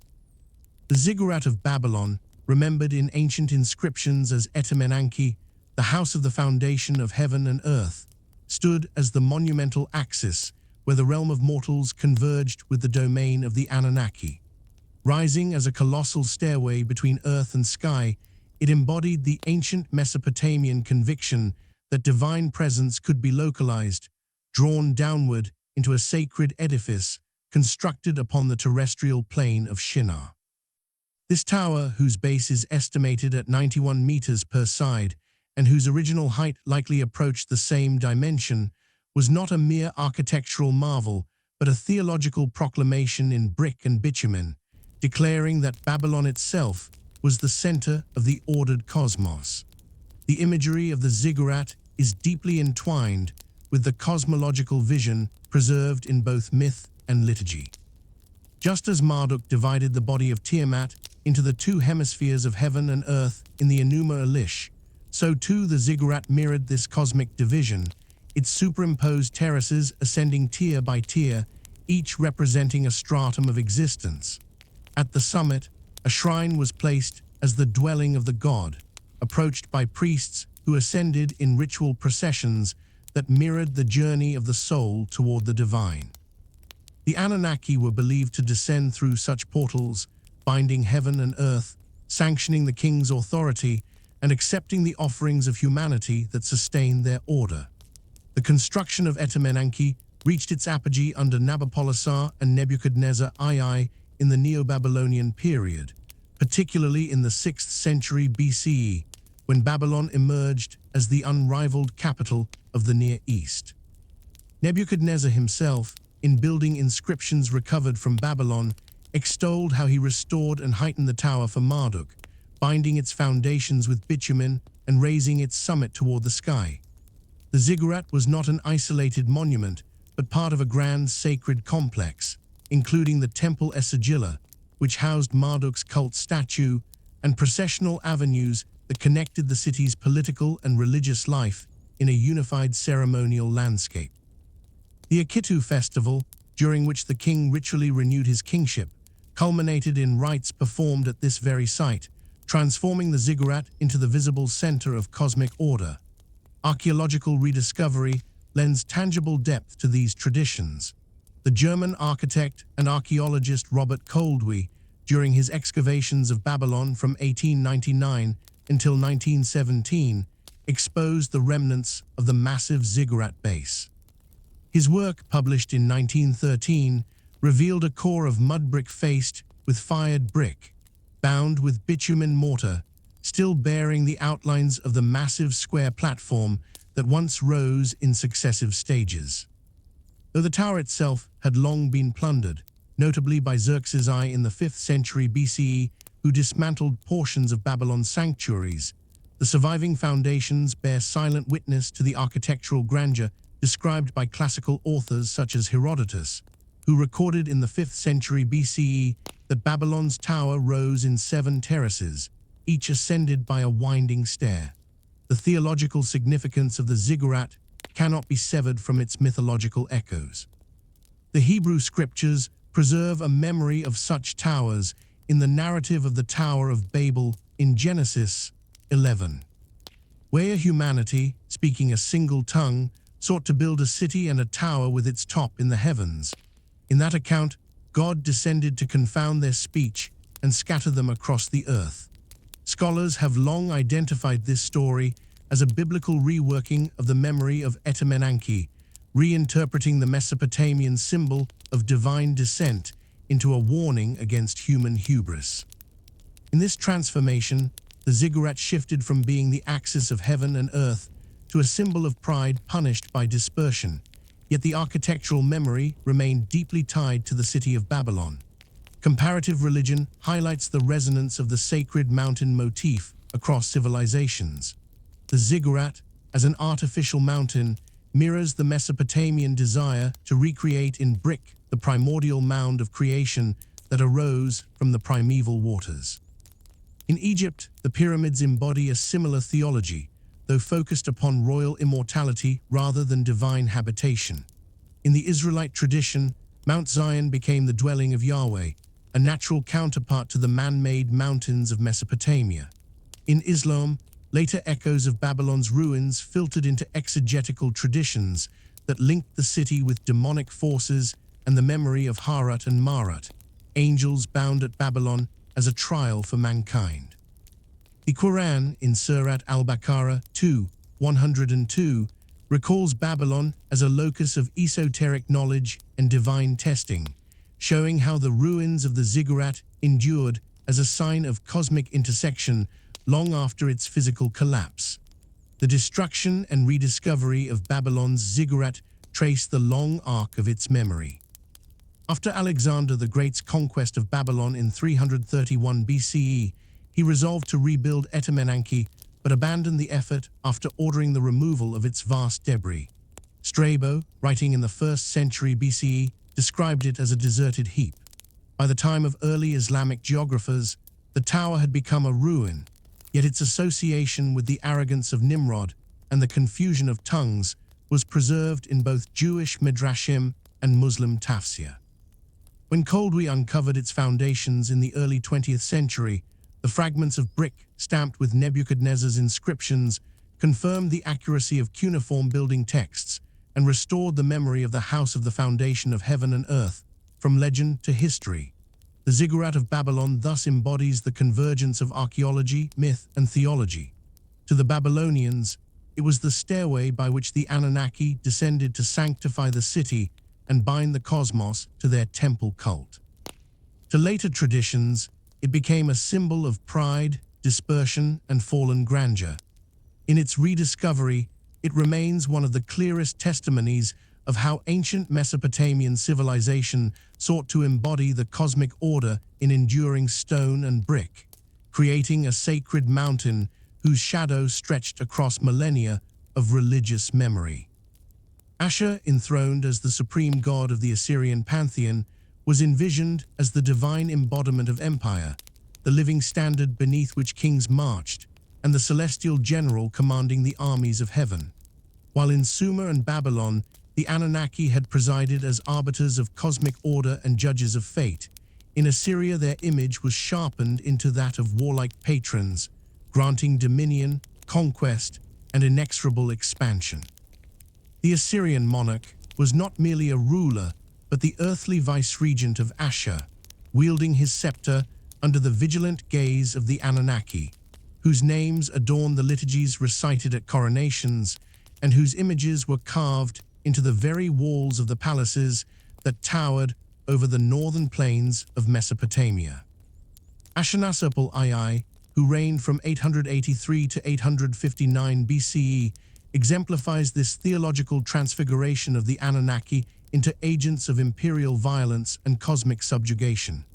In the inscriptions carved upon the walls of Kalhu, later known as Nimrud, he declared himself the mighty king, king of the universe, king of Assyria, a triad of titles resonant with divine sanction. His annals, preserved in cuneiform upon stone slabs uncovered in the mid-19th century by Austin Henry Layard, narrate campaigns that extended Assyrian rule to the Mediterranean and the mountains of Urartu.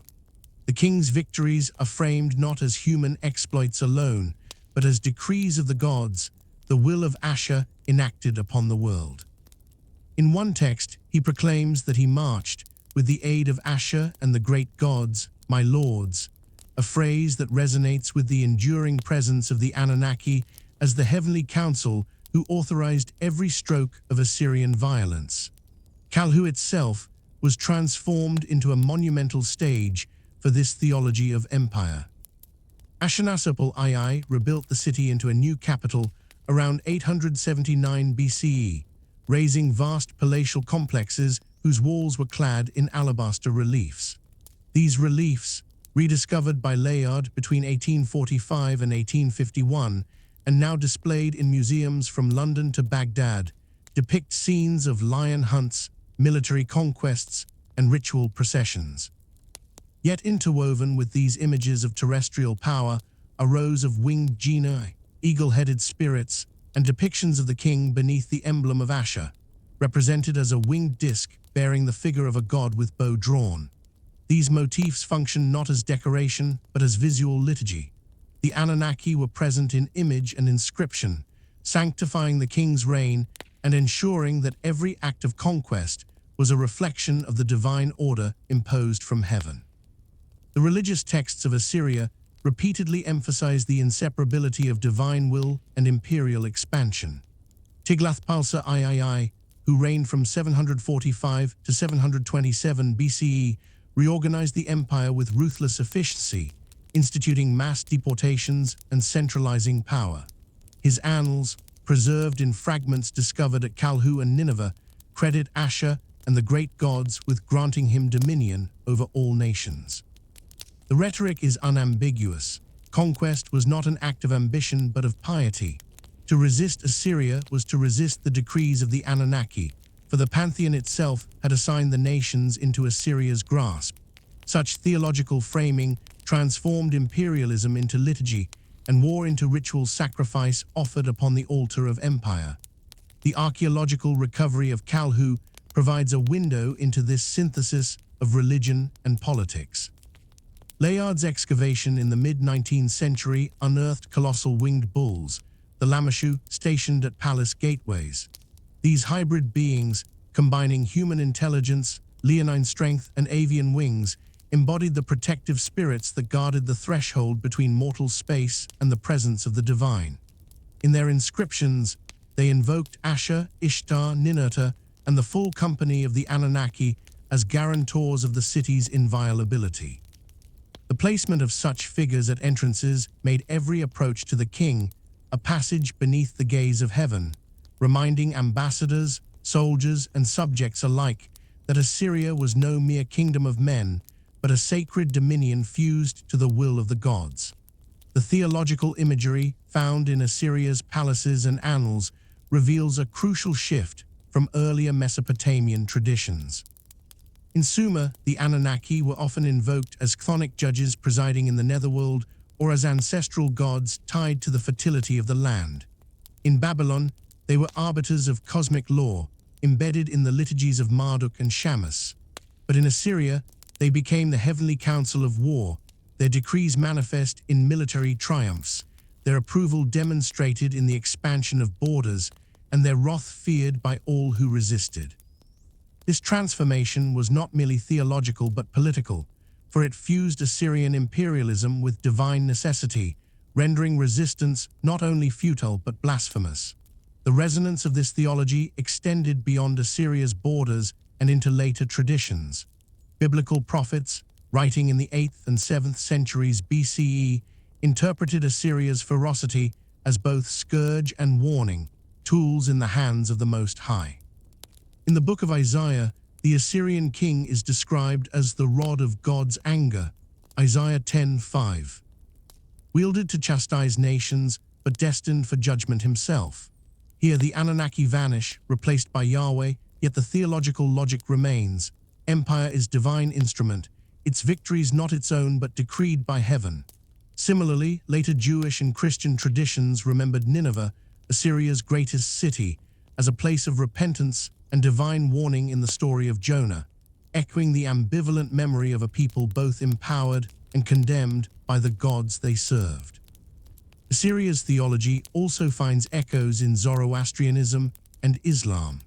The Zoroastrian vision of Asha, truth and cosmic order defended by Ahura Mazda against Drudge, the lie, resonates with the Assyrian conviction that empire was the manifestation of heavenly law upon earth. In Islam, the Quran's evocations of ancient empires destroyed for their arrogance, such as in Surat al-Fajr 89:6-14, have been interpreted by exegetes as references to the might of Assyria and Babylon, kingdoms that exalted themselves through divine favor but fell through divine wrath.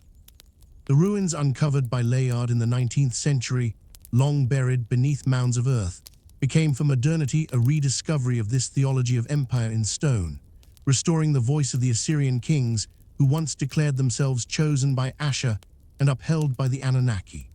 Thus, in the palaces of Kalhu and the Annals of Kings, from Ashurnasirpal II to Tiglath-Pileser III, the Anunnaki were transfigured into patrons of conquest, their decrees inscribed into the very architecture of empire. The Assyrian monarch, standing at the threshold of heaven and earth, proclaimed himself not only ruler of men, but executor of divine will, his victories echoing the judgments of the Anunnaki written in the stars and carved in stone upon the palace walls. Nineveh rose as the jewel of Assyria, a city of walls and gardens, palaces and temples, a vast urban theater in which the will of the gods was displayed in stone, inscription, and ceremony. Its apogee was reached under the reign of Sennacherib, who ruled from 704 to 681 BCE, and who reshaped the ancient settlement into a capital city fit for empire. The inscriptions of his reign, carved in cuneiform upon clay prisms and alabaster slabs, describe him as chosen of Asher and beloved of Ishtar, a king whose victories were decreed not merely by sword and stratagem, but by the will of the Anunnaki themselves. He claimed that the gods had made his arms irresistible, his walls unbreachable, and his throne unshakable, weaving together the theology of divine election with the material power of imperial rule. The grandeur of Nineveh was not simply political. It was theological space, ordered in accordance with the vision that the Anunnaki governed heaven and earth, and that their decrees must be inscribed both in myth and in stone. Sennacherib undertook vast building projects to manifest this divine order, most famously the Southwest Palace, whose walls stretched with hundreds of relief panels depicting scenes of conquest, tribute, and ceremonial processions. Excavated in the mid-19th century by Austin Henry Layard, beginning in 1849 and continuing through 1851, these palaces revealed to modern eyes the interplay of power and piety in Assyria. The carvings show not only soldiers and captives, but winged spirits, sacred trees, and the emblem of Asher, the divine disk, hovering above the monarch. These were not ornaments, but proclamations that the Anunnaki, the great gods of Mesopotamia, sanctified Assyrian dominion. It was under Sennacherib's descendants, and particularly Ashurbanipal, who reigned from 668 to 627 BCE, that Nineveh became more than a seat of military might. It became a treasury of knowledge, a repository of myth and memory. The Royal Library of Ashurbanipal, excavated first by Layard and later by Hormuzd Rassam, yielded over 30,000 clay tablets, many inscribed with the myths of the Anunnaki and the epics of Mesopotamia. Among them were fragments of the Epic of Gilgamesh, copies of the Atrahasis flood story, incantation texts invoking the underworld judges, and above all, the Enuma Elish, the creation epic where the gods establish order over chaos. These texts, composed centuries earlier in Babylonian scriptoria, were carefully gathered, copied, and stored in Nineveh's libraries, testifying that the Assyrians understood their empire not only as military dominion, but as custodianship of divine tradition. The tablets themselves are a bridge between myth and history. Written in Akkadian cuneiform, many date to the 7th century BCE, but preserve older traditions stretching back to the 2nd millennium BCE. Their discovery in the 19th century transformed modern understanding of the ancient Near East. When George Smith of the British Museum, working in 1872, pieced together the flood narrative of Gilgamesh from tablets found at Nineveh, he astonished the world by revealing a Mesopotamian flood story strikingly parallel to the biblical account in Genesis. Thus, the preservation of the Anunnaki myths in Ashurbanipal's library ensured that their echoes would reach far beyond Assyria, carried into Jewish, Christian, and Islamic traditions, reframed but not erased. Sennacherib's reign also intersected with biblical history, further embedding Assyrian theology into comparative religion.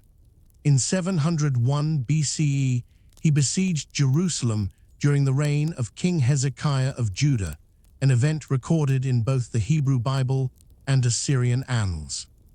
Taylor Prism, discovered in Nineveh and now housed in the British Museum, recounts how Sennacherib shut up Hezekiah like a bird in a cage, while the biblical Book of Kings narrates the miraculous deliverance of the city by the angel of Yahweh.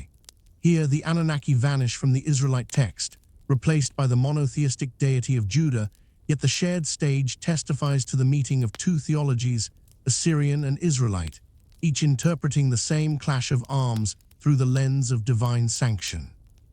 The Library of Ashurbanipal represents the culmination of a vision that empire must preserve, not merely conquer. The king styled himself as both warrior and scholar, claiming mastery over languages and wisdom, asserting that he had read the cunning tablets from before the flood. His collection of texts preserved liturgies, omens, chronicles, and medical treatises, ensuring that the decrees of the gods, recorded through centuries, would not vanish. Through these tablets, the Anunnaki became immortalized not only as figures of myth, but as subjects of scholarly inquiry, their stories transcribed, catalogued, and protected within the vaults of Nineveh. In the flow of history, the fall of Nineveh in 612 BCE to the Medes and Babylonians marked the end of Assyria's might, yet the myths endured. The ruins of the city, buried beneath the sands, until rediscovered in the 19th century, yielded not only palatial reliefs, but the voices of the Anunnaki themselves, speaking through cuneiform signs etched upon clay 3 millennia ago.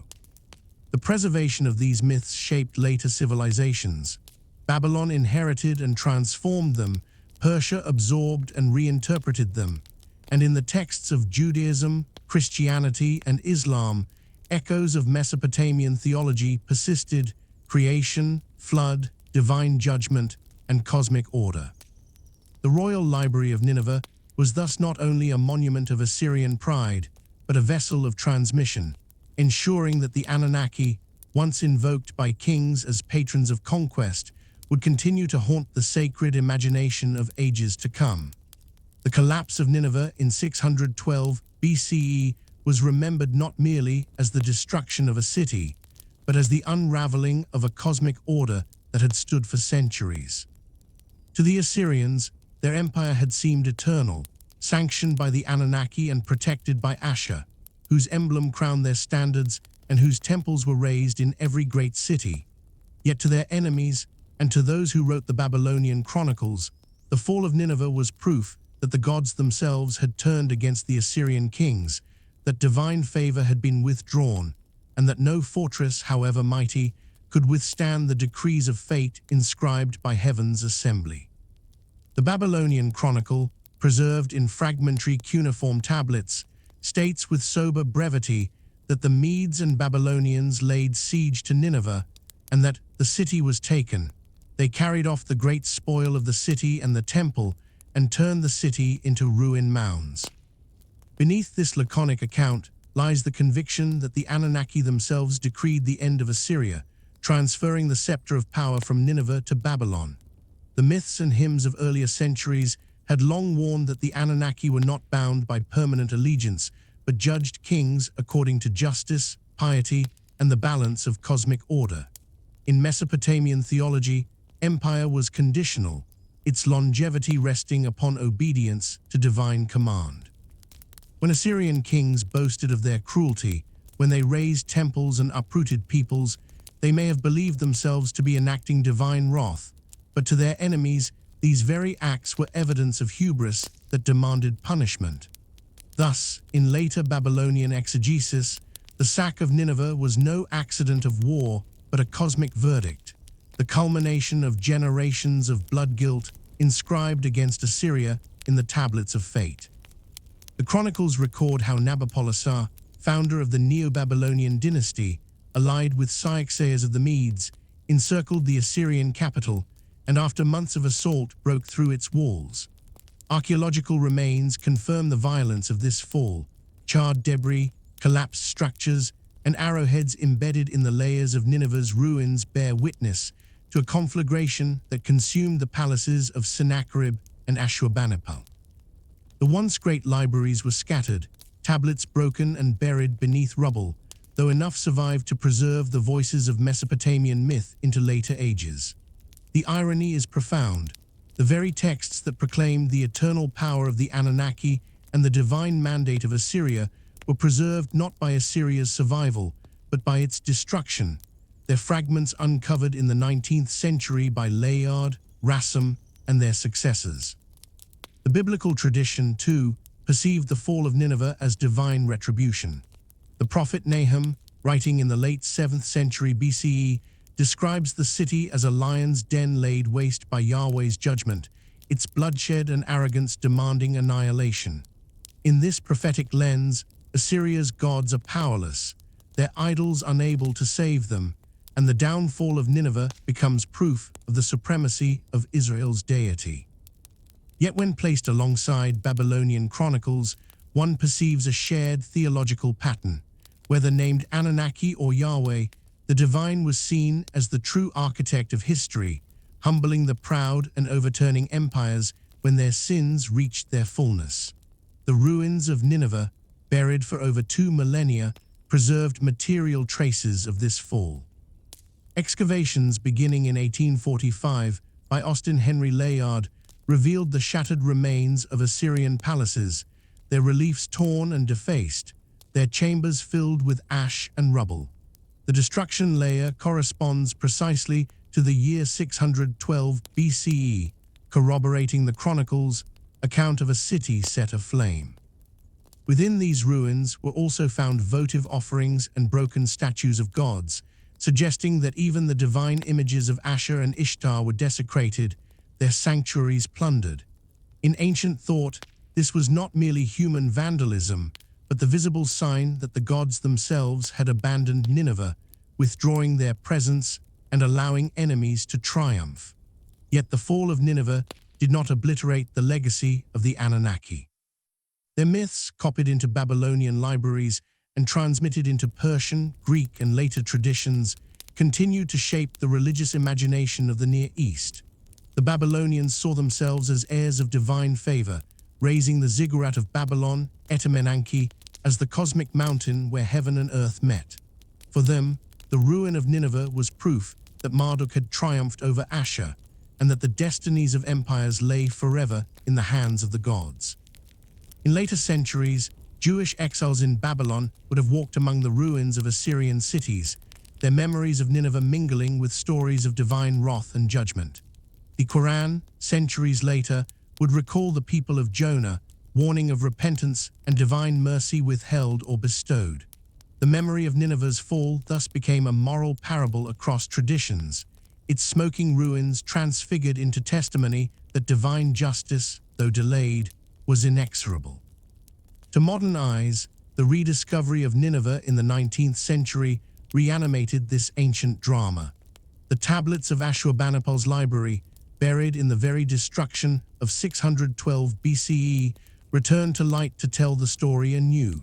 They speak of the Anunnaki as arbiters of fate, whose decrees determined the rise and fall of nations. In this way, the fall of Nineveh was not the silencing of the Anunnaki, but their vindication, the historical enactment of their sovereignty over the destinies of kings.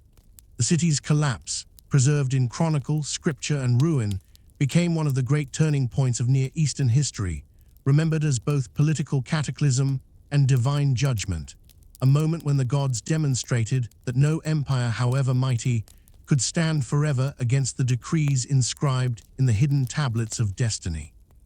Cyrus the Great entered Babylon in 539 BCE not as a destroyer but as a liberator, hailed by the priesthoods of Marduk as the chosen one of the great lord of the city.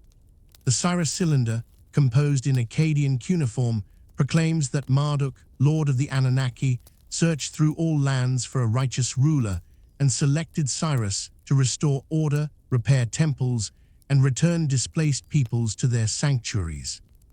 This declaration was not mere propaganda, but the liturgical form by which the Babylonian clergy integrated the Persian conqueror into their sacred framework. For centuries, the Anunnaki had been regarded as the divine council upon whose decrees the destinies of kingdoms depended. Now their favor was invoked on behalf of a foreign monarch, legitimizing the transition of power while ensuring continuity of ritual and myth. The conquest thus became not simply a political event, but a theological moment in which Babylon's ancient gods acknowledged a new ruler while maintaining their sovereignty over fate.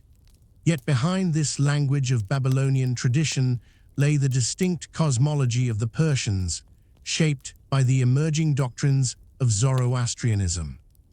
The inscriptions of Darius at Behistun, carved around 520 BCE, do not name Marduk but invoke Ahura Mazda, the wise lord of heaven, as the source of legitimacy. The Persians recognized the power of local deities, yet overlaid their worship with a universalist vision in which cosmic dualism, truth against the lie, light against darkness, defined the order of creation. The Anunnaki were not abolished. Rather, they were assimilated into a wider pantheon, understood by priests and courtiers as manifestations of subordinate powers beneath the supreme lord. In this synthesis, the Mesopotamian gods were neither denied nor fully accepted. They were reinterpreted within the theological language of empire, serving as bridges between conquered peoples and Persian rulers. The integration of these traditions can be traced in archaeological remains at Persepolis, the ceremonial capital of the Achaemenid kings. Excavations conducted in the 1930s by Ernst Herzfeld and later Erich Schmidt revealed monumental staircases and reliefs in which delegations from every land of the empire bring offerings to the throne of Darius and Xerxes. Within these reliefs, the imagery of cosmic kingship is unmistakable. The king seated beneath the winged disk of Ahura Mazda, surrounded by attendants in ritual procession, embodies the very fusion of Near Eastern traditions. The Babylonian notion of the king as mediator of the Anunnaki converged with the Zoroastrian conception of the king as champion of truth and cosmic order. The architecture of Persepolis, with its columned halls reminiscent of Mesopotamian palaces yet transformed by Persian artistry, speaks of a deliberate blending, a visual theology in stone where empire and cosmos mirrored one another. Cyrus himself was remembered by the Babylonians as the restorer of cults and the protector of sanctuaries. Nabonidus, the last Babylonian king, had alienated the priesthood of Marduk by elevating the moon god Sin above the traditional hierarchy. When Cyrus entered the city without resistance, the event was interpreted as Marduk's own judgment, a transfer of sovereignty enacted by the Anunnaki. The Cylinder's declaration that Cyrus restored gods to their rightful shrines echoes older Mesopotamian traditions of divine retribution and restoration, yet now recast through the lens of imperial conquest. This theological adaptation ensured that Babylon remained a spiritual capital of the empire, its rituals preserved even under Persian sovereignty. At the same time, Persian royal inscriptions avoided explicit mention of Babylonian gods, emphasizing instead the universal power of Ahura Mazda. This silence suggests a careful political balance. While local cults were respected and even restored, the ultimate framework of legitimacy derived from the Persian vision of divine order. Thus, within a single empire, two modes of sacred authority coexisted: the ancient assemblies of the Anunnaki, invoked in temple liturgies and chronicles, and the transcendent rule of Ahura Mazda, inscribed on rock faces and echoed in royal ideology. The convergence of these traditions profoundly shaped the religious imagination of subsequent centuries. For the Jewish exiles in Babylon, Cyrus's decree permitting their return to Jerusalem was understood as divine favor, recorded in the Hebrew scriptures as the work of Yahweh himself. Yet in Babylonian liturgy, the same event was attributed to Marduk, and in Persian inscriptions to Ahura Mazda. This triadic convergence illustrates the permeability of sacred language in the Achaemenid world, where the same historical act could be interpreted through multiple theologies without contradiction. The ancients, the gods, were not mutually exclusive but overlapping, their powers interwoven in the vast tapestry of empire. The survival of Mesopotamian traditions under Persian rule ensured that the myths of the Anunnaki did not vanish with the fall of Babylonian kingship. Priestly families continued to copy and recite texts such as the Enuma Elish, the Epic of Gilgamesh, and hymns to Marduk, while Persian governors presided over a land where ancient ziggurats still towered above the plains. Herodotus, writing in the 5th century BCE, describes Babylon's vast walls and temples, still functioning within the new imperial framework, their rites intact even as Persian satraps collected tribute. This continuity would not have been possible without the careful negotiation of the Achaemenid kings, who understood that to rule Babylon, one must honor its gods, even while affirming the supremacy of their own. The fusion of Anunnaki tradition with Persian cosmology left lasting imprints on the religious thought of the Near East. Zoroastrianism's emphasis on divine order and cosmic struggle resonated with the Mesopotamian vision of the gods as arbiters of fate, while the acknowledgement of Marduk and his assembly preserved the memory of a pantheon whose names would echo even into Greek and Roman accounts. The Persepolis tablets, inscribed in Elamite, Akkadian, and Old Persian, testify to this multilingual, multicultural synthesis, a world where scribes and priests work together to maintain the fragile balance of empire and faith.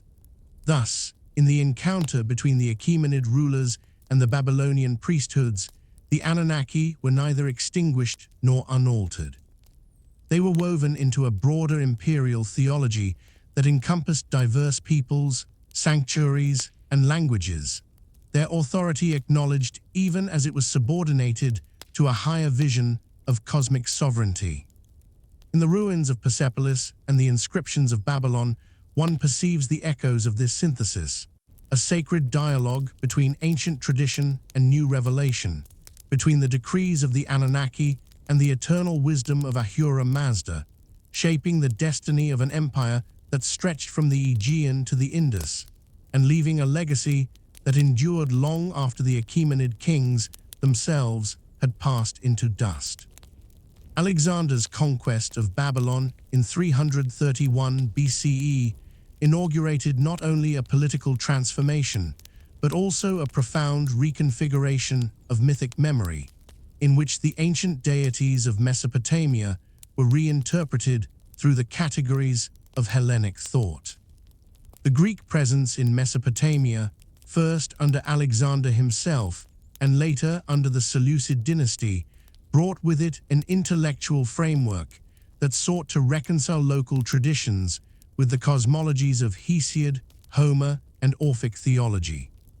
The Anunnaki, long established in cuneiform liturgies as arbiters of fate and judges in the underworld, were not abolished but were reframed, assimilated into the pantheon of the Greeks, and compared with the Titans, the primordial race of divine beings who had been overthrown by Zeus and the Olympians.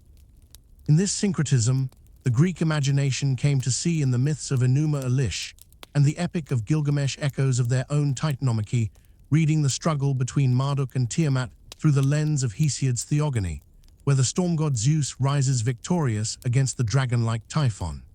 Berossus, a Babylonian priest of Bel-Marduk writing in the early 3rd century BCE, became the pivotal figure in transmitting Mesopotamian sacred traditions into the Hellenistic world.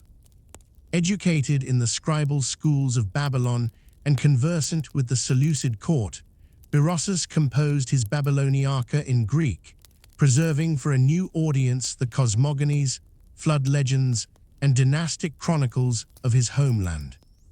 His account of the origins of humanity, featuring the amphibious sage Ones rising from the sea to impart wisdom, reflects the Mesopotamian Apkallu traditions, yet was recast in terms comprehensible to Greek readers, who identified Ones with a demigod akin to Prometheus, bringer of knowledge. In his retelling of creation, Berossus described primordial beings born of chaos, grotesque in form, whom Bel, the Babylonian Marduk, dismembered in order to fashion the ordered cosmos. To Greek ears, this narrative resonated immediately with the defeat of primordial monsters in their own epic tradition, confirming for them that the Babylonians, too, had known of the cosmic war between order and chaos.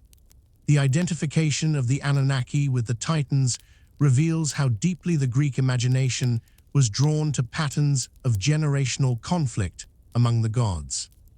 Just as the Titans had been cast into Tartarus, so the Anunnaki were remembered as dwelling in the underworld, presiding as judges over the fate of the dead.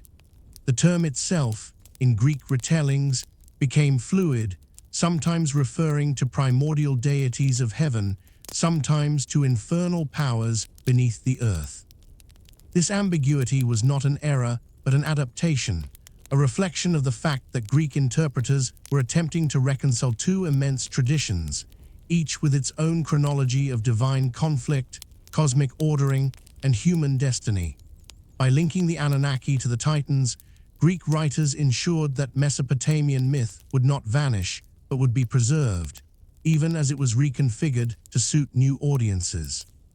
The Seleucid kings, ruling from 312 to 63 BCE, presided over a land where Greek and Babylonian cults coexisted, sometimes in tension, sometimes in harmony.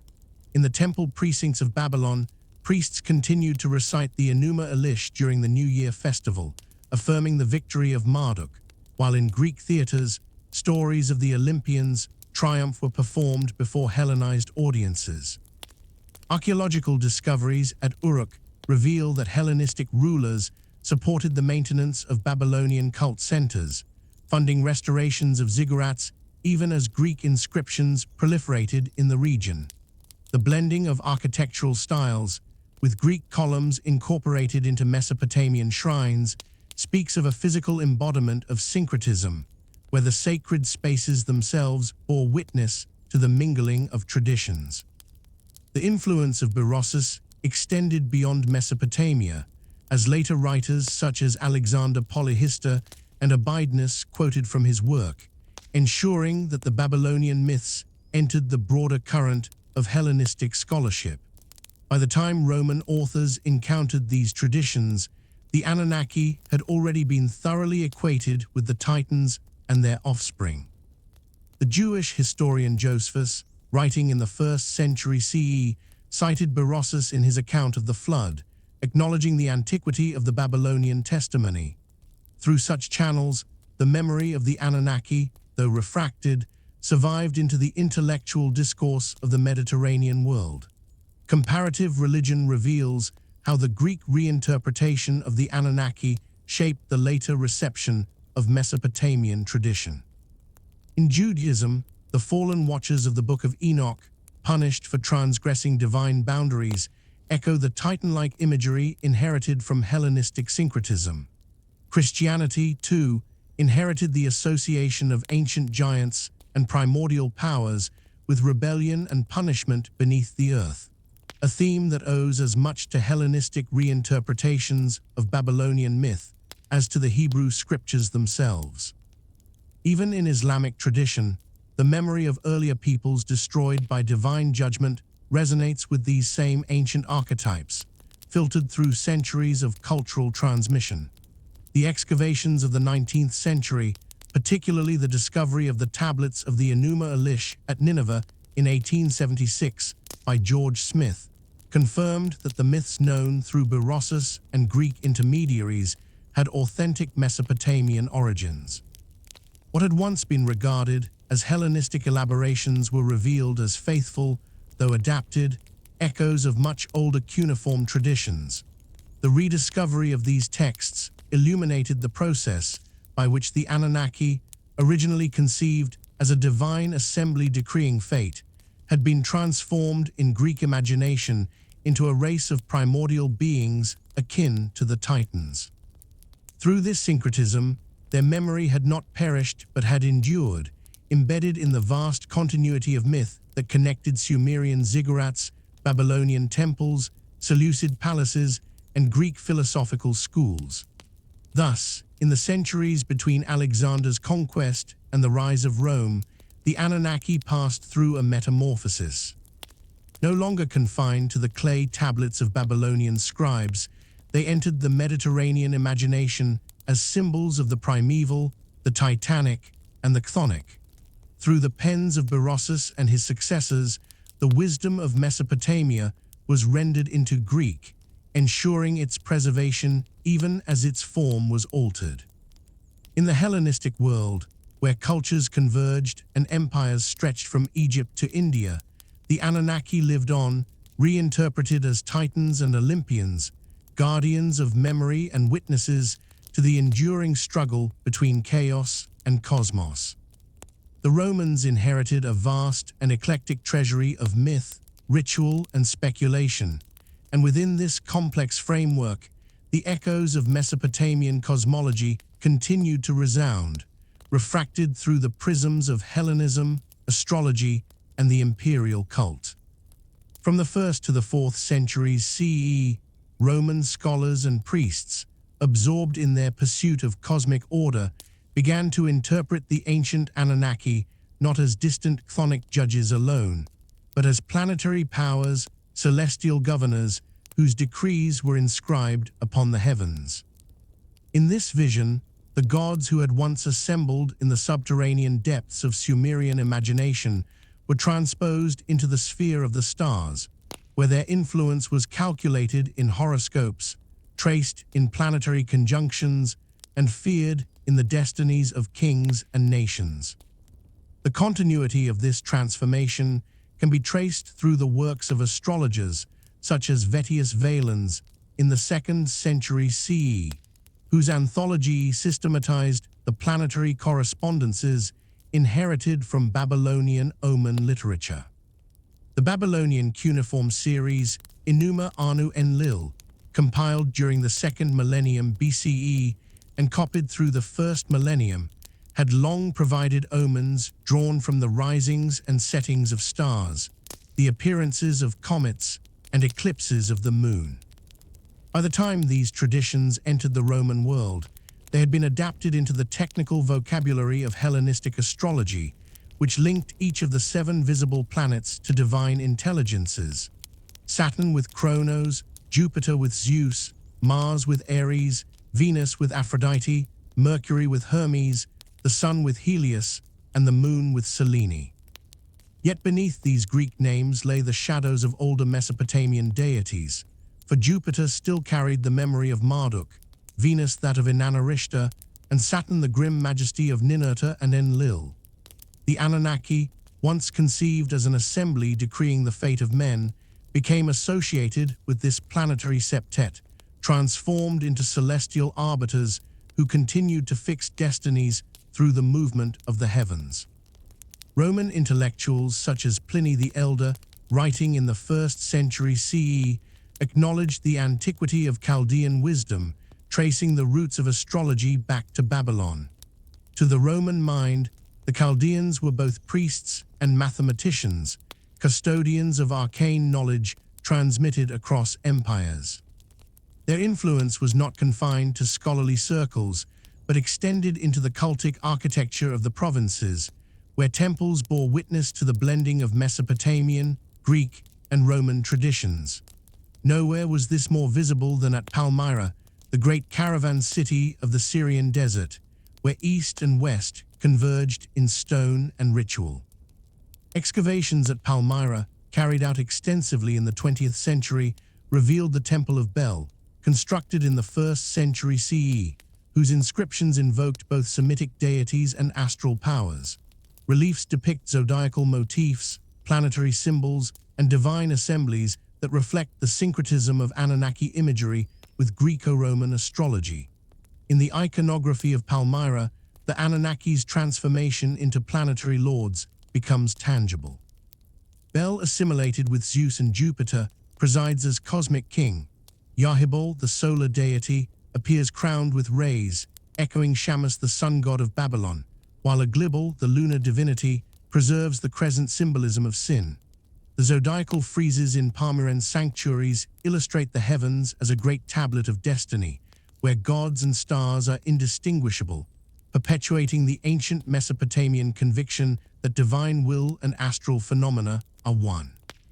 To the Roman viewer, these images confirmed the universality of celestial law, binding the empire together under the gaze of planetary gods who had once been worshipped on the banks of the Euphrates.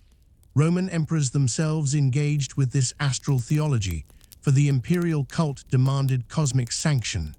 Augustus, proclaimed under the sign of Capricorn, embraced the zodiac as part of his personal destiny.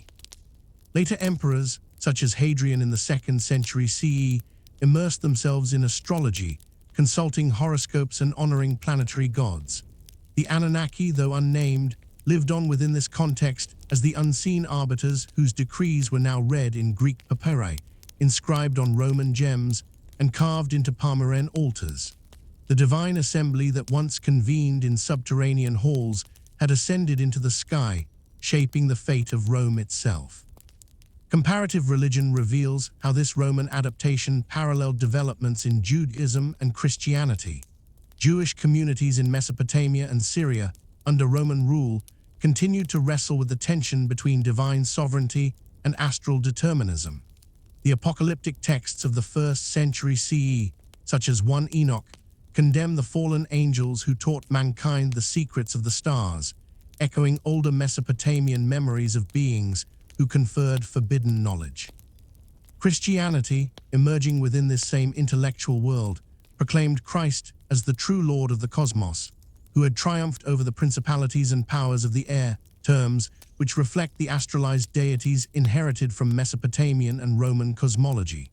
In Islamic tradition, centuries later, This legacy would continue in debates over astrology, where the ancient conviction that stars bore divine decrees endured, though subordinated to the absolute sovereignty of Allah.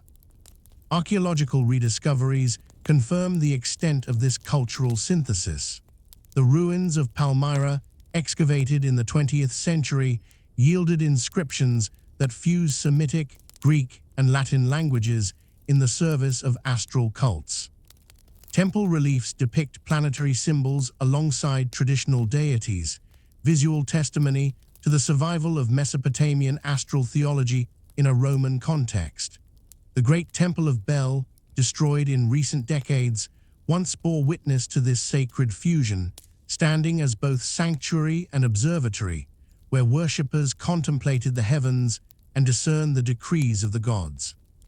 In these stones, one perceives the enduring presence of the Anunnaki, refracted through centuries of syncretism, no longer invoked by their Sumerian names, yet still recognized as powers who governed fate from beyond the mortal sphere.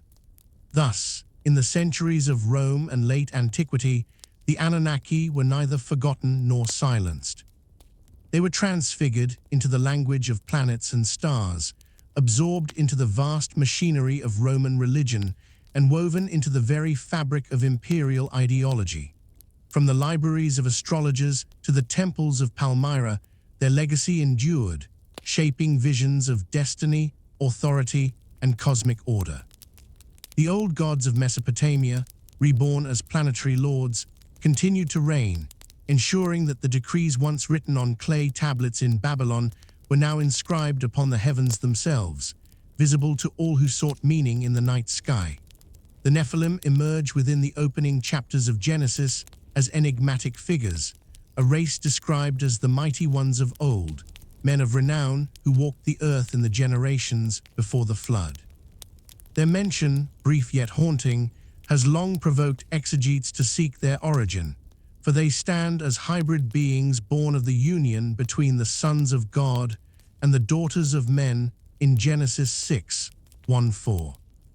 This enigmatic passage, composed in the early strata of Israelite tradition and redacted between the 8th and 6th centuries BCE, resonates unmistakably with Mesopotamian memories of the mingling of gods and mortals, recalling the Anunnaki and their role as both benefactors and punishers of humanity.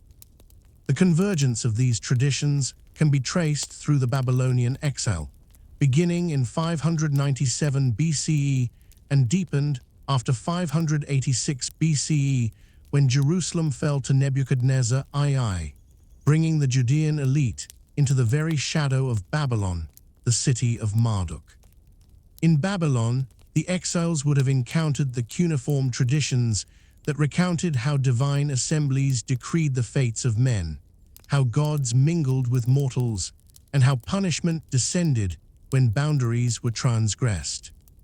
The Atrahasis epic, written in Akkadian in the 17th century BCE, describes the mingling of gods and humans through the gift of labor and procreation, while the Epic of Gilgamesh, copied in countless versions from the Old Babylonian period through the Assyrian libraries of the 7th century BCE, recounts the semi-divine status of Gilgamesh himself, 2/3 god and 1/3 man, who sought wisdom from the ancient flood survivor Utnapishtim. These figures echo in the biblical portrayal of the Nephilim, who likewise stand as liminal beings straddling the boundaries of heaven and earth, evoking both awe and terror. The exile exposed the Israelites to the grandeur of Mesopotamian myth preserved in temples and inscriptions. The Babylonian creation epic, Enuma Elish, recited annually during the Akitu festival, proclaimed Marduk as king of the gods, one who subdued chaos and decreed destinies with the aid of the Anunnaki. For the deported Judeans, forced to hear these liturgies, the memory of divine assemblies, heavenly watchers, and primordial giants became interwoven with their own developing traditions. Thus, when later scribes redacted Genesis, they inscribed into its verses a memory that bore the imprint of Mesopotamian cosmology, adapted to affirm the sovereignty of Israel's God, yet preserving the outlines of the Anunnaki mythos. This resonance becomes clearer in the literature of the Second Temple period, especially in the Book of Enoch, composed between the 3rd and 2nd centuries BCE. Here the Watchers, angelic beings who descend from heaven, take wives from among human women, and father a race of giants, constitute an expanded narrative elaborating Genesis 6. These giants, destructive and voracious, devour human resources, spreading violence upon the earth until divine judgment commands their annihilation. The Watchers themselves are bound in chains beneath the earth until the day of judgment. This narrative mirrors in structure and tone the Mesopotamian myths of gods who trespassed divine boundaries, punished by being consigned to the underworld. The echoes of the Anunnaki, who convened in subterranean halls to decree fate, are unmistakable. The Hebrew scribes who authored these visions transposed Mesopotamian themes into an Israelite theological framework, where divine sovereignty belonged solely to the God of Israel, yet the dramatis personae remained deeply indebted to Babylonian archetypes. The Book of Daniel, written in the 2nd century BCE under Seleucid rule, introduces another enigmatic use of the term watchers, Irin in Aramaic. In Daniel 4, Nebuchadnezzar dreams of a great tree, decreed for felling by a watcher, a holy one, coming down from heaven. These watchers, agents of divine judgment, pronounce decrees that humble kings and exalt the will of the Most High. The linguistic and conceptual roots of this term reflect Mesopotamian antecedents, where the Anunnaki, assembled in council, rendered judgment upon both mortals and rulers. That the author of Daniel places these decrees upon the lips of heavenly watchers suggests an Israelite reworking of the ancient divine assembly, wherein heavenly figures transmit decrees under the authority of the God of heaven. Archaeological discoveries confirm the cultural exchanges that made such reinterpretations possible. The Royal Library of Ashurbanipal, excavated between 1849 and 1851 by Austin Henry Layard at Nineveh, preserved copies of Mesopotamian myths, including Enuma Elish and Gilgamesh. These were the very texts that would have been circulating in Babylon during the exilic period. Cuneiform tablets demonstrate that Mesopotamian traditions of divine councils, hybrid beings, and flood cataclysms were still vibrant in the 6th century BCE, precisely when Judean scribes were rethinking their own past. It was through this context that the figures of the Nephilim, the Watchers of Enoch, and the Heavenly Watchers of Daniel became vehicles for expressing Israel's theological concerns while retaining the shadow of Babylonian myth. Comparative religion deepens this analysis. In Jewish tradition, the Nephilim became symbols of corruption and divine punishment, while in Christian exegesis, they were often identified with demons or fallen angels, reflecting the inheritance of Enochic literature. In Islamic tradition, although the Quran does not directly mention the Nephilim, the motif of beings who transgress divine order and are bound until the day of judgment finds echoes in the narratives of Iblis and the Jinn, themselves figures with deep Near Eastern roots. The persistence of these themes across the Abrahamic traditions attests to their origin in the shared Mesopotamian heritage, where the Anunnaki embodied the liminal power of divine beings mediating between heaven, earth, and the underworld. The Nephilim of Genesis, the Watchers of Enoch, and the Watchers of Daniel are therefore not isolated inventions, but the Israelite refraction of an ancient mythological current. They stand as witnesses to the way exilic and post-exilic Israel absorbed, reshaped, and sanctified Mesopotamian cosmology, preserving within sacred scripture the memory of the Anunnaki, now clothed in new names and subordinated to the God of Israel. The clay tablets of Babylon and the scrolls of Jerusalem thus belong to a single continuum, a stream of tradition in which divine assemblies, hybrid giants, and heavenly watchers remain enduring archetypes of the intersection between human history and the decrees of the divine. The earliest generations of Christian theologians inherited from Judaism the enigmatic memory of the Watchers and the Fallen Ones, and they reinterpreted these traditions within the framework of the new faith, seeking to explain the presence of evil, the persistence of idolatry, and the demonic forces that opposed the gospel. The strands of Genesis 6, the Book of Enoch, and Daniel's vision of the heavenly watchers were woven into a Christian demonology that retained the shadow of Mesopotamian archetypes. For the fallen angels bore the likeness of the Anunnaki, whose decrees once determined the fate of kings and nations. Justin Martyr, writing in the mid-2nd century CE, preserved in his apologies and dialogue with Trypho the conviction that certain angels, entrusted with the governance of the world, transgressed their station, mingled with women, and begot children who became the demons that plagued humanity.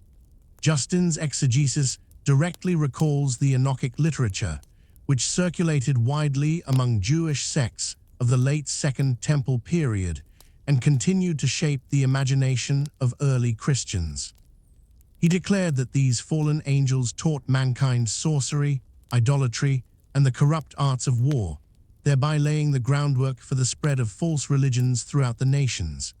In this schema, the Christian struggle against pagan gods was not merely against human error, but against the spiritual progeny of rebellious watchers, an echo of the ancient Mesopotamian conviction that divine assemblies govern the order of civilization. Athenagoras of Athens, writing his plea for the Christians around 177 CE, expanded this motif by distinguishing between angels who remained faithful and those who succumbed to lust and corruption. He described how the rebellious ones produced a race of giants, violent and destructive, whose spirits persisted after death as wandering demons.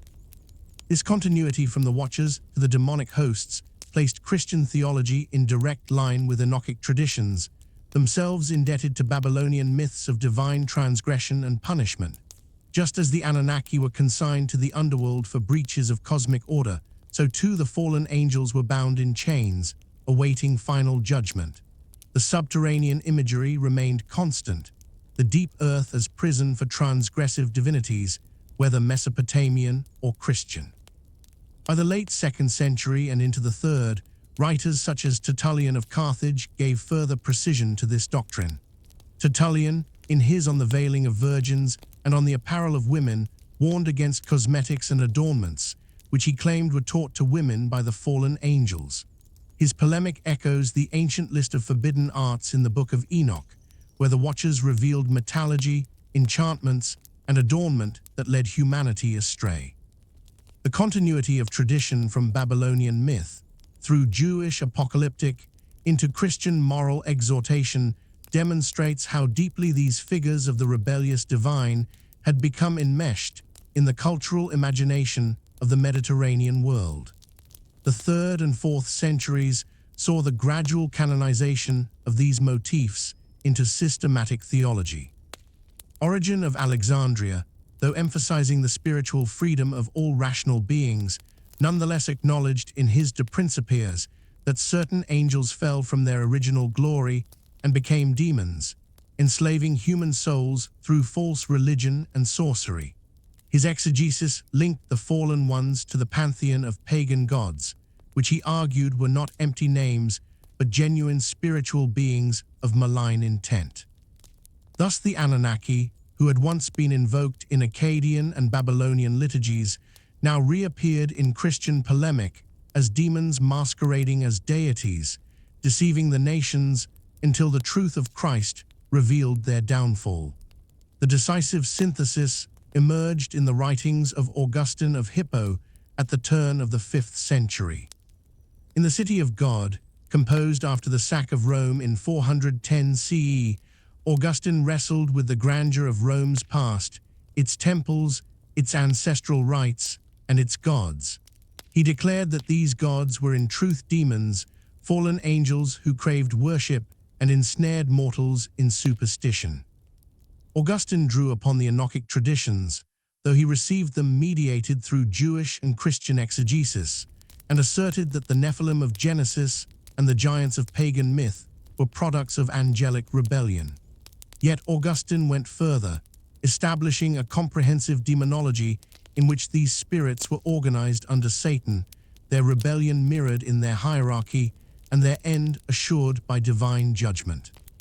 In this vision, the Mesopotamian Divine Council, once enthroned upon the ziggurats of Uruk and Babylon, had become the dark counterfeit of heaven, a kingdom of demons opposed to the city of God.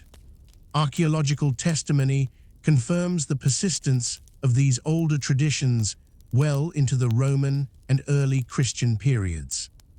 At Palmyra in Syria, temples dedicated to Bel and Baal-Shamin, excavated in the 20th century before their later destruction, bore inscriptions equating local deities with planetary gods, a syncretism inherited from Mesopotamian astral theology. For Christian polemicists, such cults were the strongholds of demons, the very remnants of the Watchers who had taught humanity idolatry. The confrontation between Christian preachers and these ancient temples was not only ideological but material, for they preached in cities where the echoes of the Anunnaki were still carved into stone. The theological transition thus represents both continuity and inversion. What had been for Sumerians and Babylonians the assembly of gods decreeing fate became, in Christian exegesis, a hierarchy of demons condemned for rebellion. The flood narratives of Atrahasis and Gilgamesh, where divine beings punished human excess, became in Christian thought the primeval moment when angelic lust corrupted creation, provoking the flood of Noah. The linguistic heritage itself reveals the transmission, for the Greek term gigantes, used in the Septuagint translation of Genesis, tied the Nephilim to the titanic figures of Hellenic myth, a connection reinforced by writers like Justin Martyr, who identified the fallen angels with the false gods of Greece and Rome. Comparative religion underscores the broader significance. Judaism preserved the memory of the Watchers in Enochic literature. Christianity reinterpreted them as demons under Satan. Islam, emerging in the 7th century, spoke of rebellious jinn who transgressed divine command and were cast into chains, awaiting judgment. The same archetype, celestial beings who fell, corrupted humanity, and were punished beneath the earth, traverses millennia, civilizations, and scriptures, always reconfigured, yet never wholly forgotten. Thus, from the cuneiform tablets of Mesopotamia to the Latin sermons of Augustine, the fallen ones endured, clothed in new names and doctrines, but carrying within them the shadow of the Anunnaki. The Christian demonology of the early centuries, forged in the crucible of theological debate and the collapse of Rome, stands as a testament to the persistence of ancient myth transfigured into sacred doctrine, binding together the destinies of civilizations across time. The Quranic revelation of the 7th century CE emerged in a world where the remnants of Mesopotamian civilizations still lingered in ruins, inscriptions, and oral traditions, and it redefined the cosmic order in terms that both echoed and rejected the ancestral visions of the Anunnaki. The Quran rejected all polytheism with uncompromising force, declaring that there is no God but Allah, who alone sustains the heavens and the earth. Yet within this absolute monotheism, the memory of the divine assembly was reframed into a hierarchy of angels, obedient servants who do not disobey the divine command, and jinn, beings of smokeless fire who, like men, may believe or rebel. In this restructuring, motifs that had once been attributed to the council of the great gods, the decreeing of fate, the descent of revelation, the rebellion of heavenly beings, were reinterpreted within the new theology of T, a W letter 1E25 I macron D, divine unity. The Quran repeatedly affirms the existence of the angels, beings of light who record human deeds, bear revelation, and execute divine decrees. They are guardians of the heavens, sentinels of the throne, and messengers who descend by the command of Allah. In contrast to the capricious gods of Mesopotamian liturgy, these angels have no will apart from obedience, no independent sovereignty, no claim to worship. The Quran thus neutralized the old pantheon by transfiguring its roles into pure servitude, abolishing the notion of competing gods while retaining the sense of a vast celestial hierarchy. The decree once attributed to the Anunnaki in their assembly written upon the tablets of destiny, became in the Quran the decree of Qadr, the divine determination by which all things are measured, foreordained, and executed. Verily, we created all things with Qadr, the Quran declares, 54:49, encapsulating the eternal script that no angel, jinn, or man may alter. Among the jinn, however, survives a reflection of the ancient motif of rebellion. Created from fire before the fashioning of Adam, the jinn lived in the earth long before humankind, and like the primeval beings of older mythologies, they fought, transgressed, and spilled blood. Islamic tradition recounts that they were subdued by angels and forced into the deserts and the islands, echoing the Mesopotamian memory of divine conflict and punishment. The figure of Iblis, who refused to bow to Adam when commanded by Allah, became the archetype of disobedience. Recalling in distant mirror the fallen watchers and the Anunnaki who defied the order of heaven. Yet here too the Quran established a profound distinction. Iblis was not an angel, for angels cannot disobey, but a jinn elevated among them who betrayed his trust. In this formulation, Islam safeguarded the absolute obedience of the angels while attributing the capacity for rebellion to the fiery race, thereby explaining the persistence of evil without compromising divine sovereignty. Early exegetes and transmitters of tradition, especially in Iraq, where the ruins of Babylon and Nineveh still stood, grappled with the interpretation of these beings. Kufan and Basran scholars, heirs to lands where cuneiform tablets yet lay buried beneath mounds, encountered fragments of older lore through Jewish and Christian intermediaries. Traditions recorded in the Tafsir literature preserve echoes of earlier myths. The tale of Harut and Marut, angels sent to Babylon who taught mankind sorcery as a trial, recalls the watchers of Enoch and the forbidden arts of Mesopotamian myth.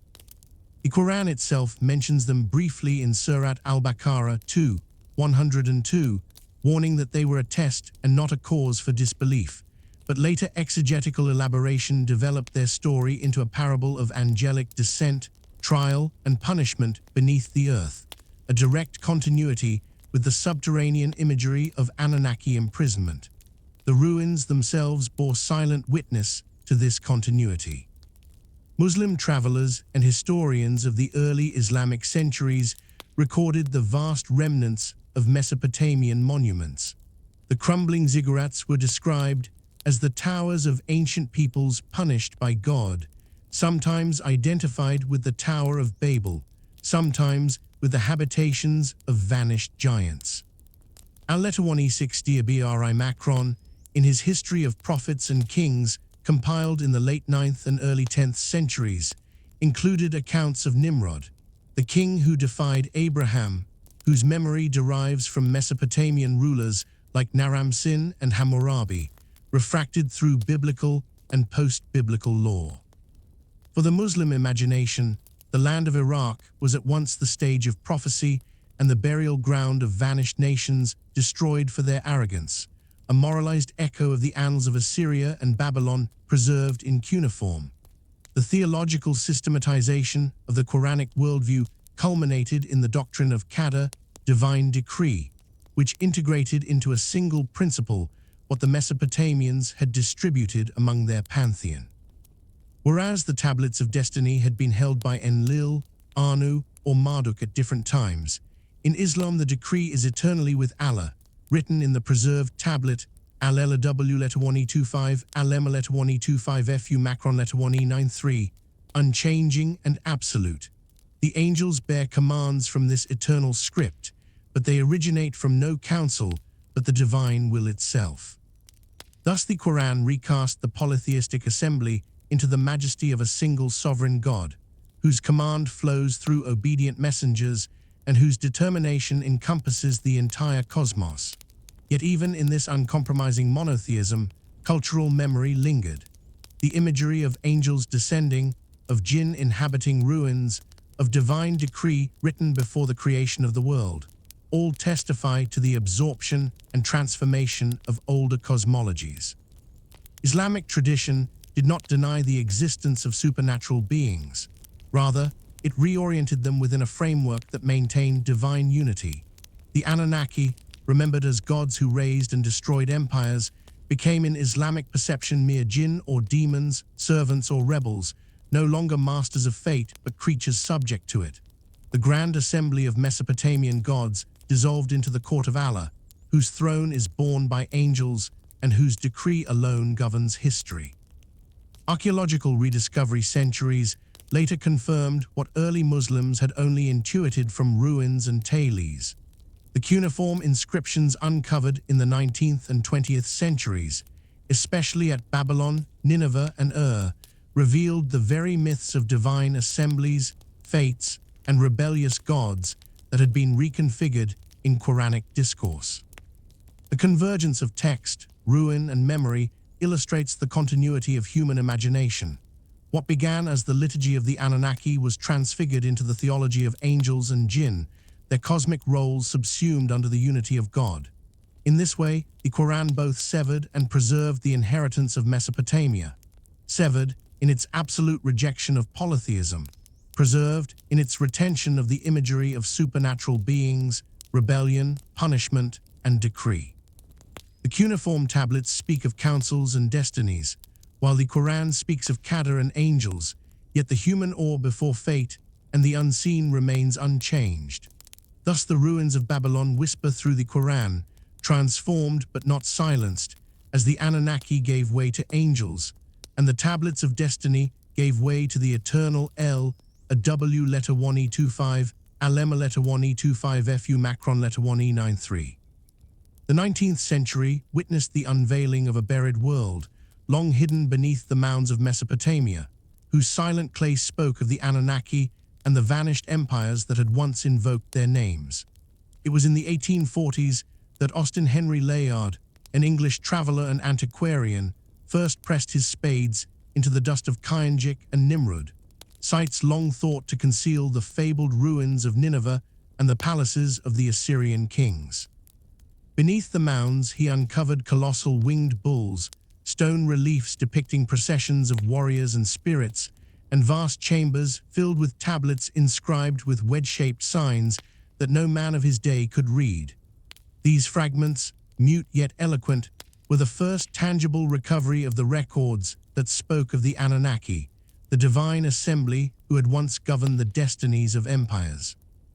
Layard's work, carried out between 1845 and 1851, was both daring and pioneering, for Mesopotamia then lay under Ottoman dominion, and his expeditions were undertaken with limited resources and at great personal risk. Yet the results astonished Europe.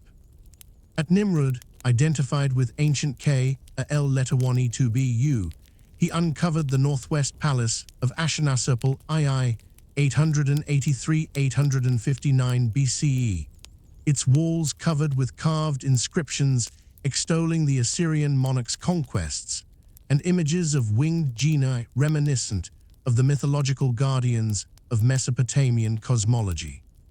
At Nineveh, he unearthed the palace of Sennacherib, 704-681 BCE, where he found hundreds of rooms and corridors lined with sculptured slabs, the very stones bearing the annals of Assyrian dominion.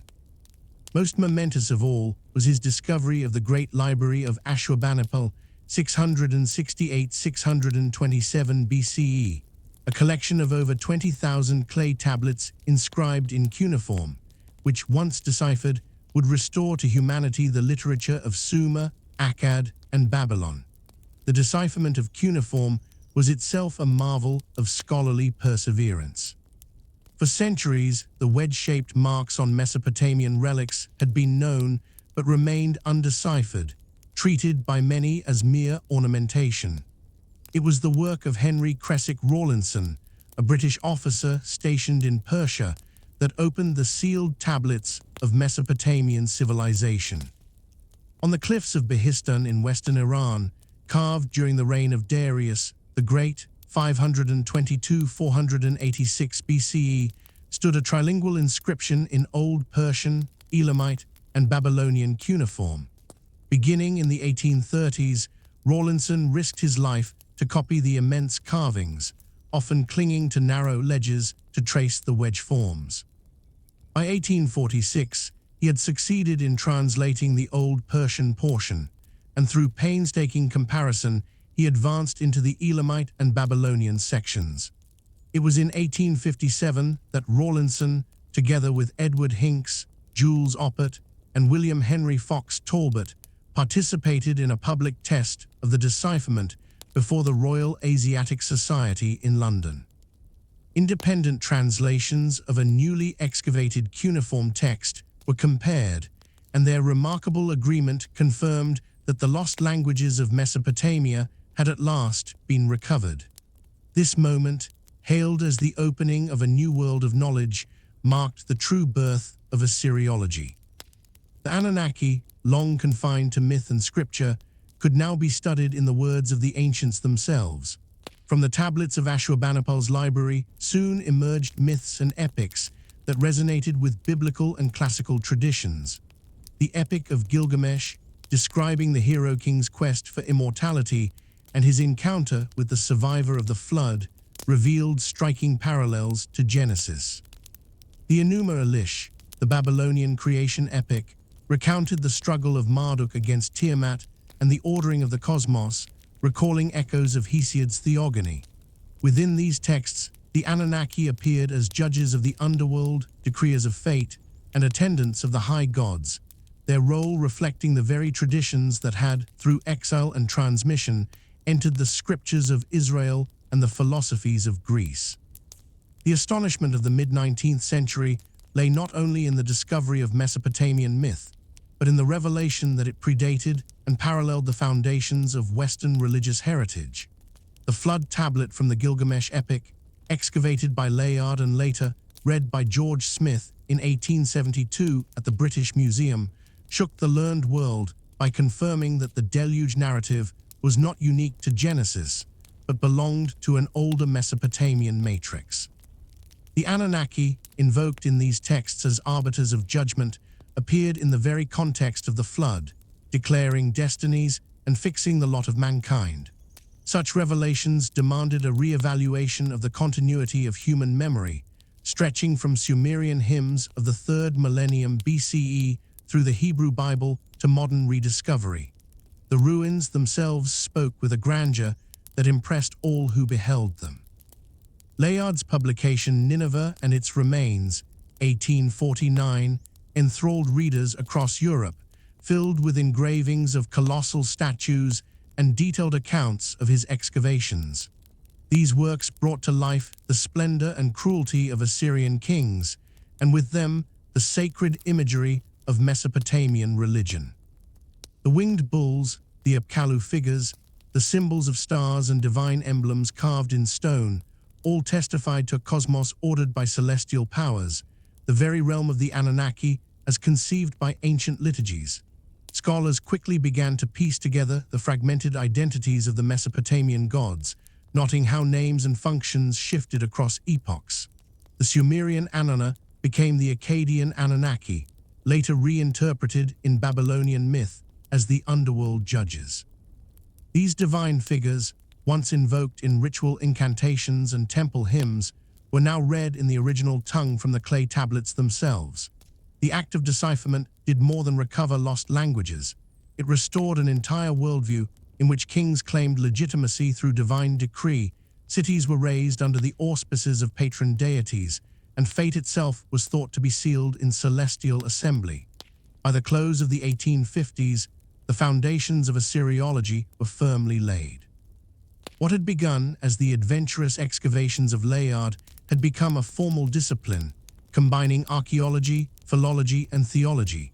The Anunnaki, no longer mere echoes preserved in the Bible and classical references, stood revealed in the very texts of their worshippers.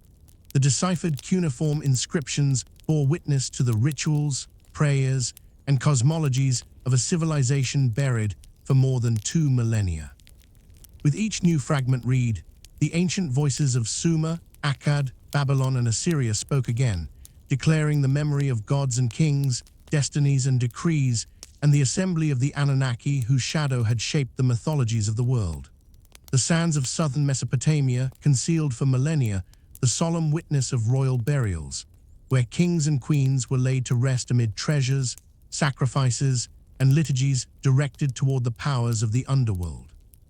Between 1922 and 1934, Sir Leonard Woolley, excavating the site of Ur under the joint auspices of the British Museum and the University of Pennsylvania, brought forth from the earth the Royal Cemetery, a complex of grave dating to the early dynastic period, around 2600 BCE.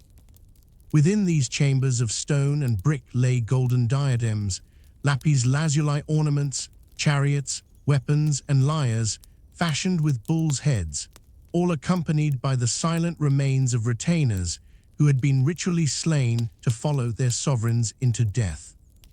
To the modern world, such discoveries revealed not merely the wealth of ancient Mesopotamian courts, but the theology of sacred kingship, in which rulers descended to the realm of the Anunnaki with offerings and attendants, embodying a cosmic drama of mortality and divine judgment. Woolley's excavations were meticulous for their time, involving systematic recording of strata, photographs, and drawings that preserved the contexts of each find. Among the most renowned tombs was that of Queen Puabi, identified by a cylinder seal inscribed with her name in cuneiform. She was adorned with an elaborate headdress of gold leaves, beads of carnelian and lapis, and accompanied by dozens of attendants, their ordered positions in the burial pit, indicating a ritual of collective death. Vessels for food and drink were arranged around them, suggesting a final banquet in honor of the journey to the netherworld. The lyres, discovered in remarkable preservation, bore animal motifs tied to Mesopotamian mythology, where creatures served as liminal guardians between worlds. Such imagery, together with the scale of human sacrifice, testified to a belief that the ruler's passage into the underworld was not an isolated event, but an act of communal liturgy directed toward the assembly of the Anunnaki, who presided over fate and the shadowed realm.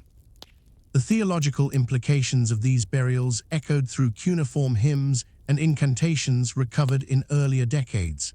The Sumerian liturgies invoked the Anunna as the 50 great gods, enthroned in the underworld as arbiters of judgment. When the royal dead descended, they were imagined to stand before this council, bringing with them retinues, gifts, and solemn rites. The practice of sacrificial accompaniment was thus not merely cruelty or violence, but a ritualized enactment of cosmic order, whereby the king's authority extended into death, and his court mirrored in miniature the assembly of gods below. Archaeological comparison with later Mesopotamian texts, such as the Descent of Inanna or the incantations to Nergal and Ereshkigal, confirmed that the royal tombs reflected a long continuity of belief in the necessity of appeasing the divine judges of the abyss. Woolley himself, writing in excavations and in popular accounts such as of the Chaldees, 1929, emphasized the religious symbolism embedded in the grave. He interpreted the sacrificial retainers as participants in a ritual of transition, their deaths accomplished by deliberate poisoning rather than violent slaughter, so as to preserve solemnity. Ordered placement of their bodies, the presence of musical instruments, and the abundance of vessels suggested a funerary liturgy akin to a sacred procession, halted at the threshold of the afterlife. In this, modern readers discerned an echo of Mesopotamian conceptions of kingship as divinely sanctioned and extending beyond mortal life, a kingship that derived legitimacy from its relationship with the Anunnaki and the decrees of the netherworld. The treasures themselves conveyed layers of cultural meaning. Lapis lazuli, imported from distant Afghanistan, was revered as a stone of the heavens, a cosmic jewel linking Earth to the divine. Gold symbolized immortality and incorruptibility, while carnelian bore associations with vitality and blood. The artistry of the lyres, decorated with scenes of animals feasting and performing human roles, reflected the mythic inversion of the natural order that accompanied passage into the world of the dead. These objects, now preserved in the British Museum and the Penn Museum, serve not merely as artifacts of aesthetic brilliance, but as testimonies of a theological system in which beauty, wealth, and ritual death converge to honor the rulers who walked into the judgment hall of the Anunnaki. The excavation of reshaped modern scholarship on Mesopotamian religion. Prior to Woolley's discoveries, much of what was known came from texts alone, particularly the tablets of Nineveh published in the later 19th century. The royal tombs, however, provided material confirmation of ideas previously gleaned only from literature. The underworld court of the gods, the necessity of offerings, the role of music and feasting in funerary rites, and the concept of the ruler's divine journey. By situating texts alongside archaeological remains, scholars discerned a fuller picture of sacred kingship, where the monarch was at once the earthly representative of the divine and the ritual intercessor who carried his people's devotion into the realm of death. Comparative perspectives deepened the significance of these findings. The practice of retainer sacrifice echoed customs in early dynasties of Egypt, where attendants were buried with their pharaohs in abydos during the First Dynasty, c. 3100–2900 BCE, and in Shang, China, where royal tombs similarly contained sacrificial victims.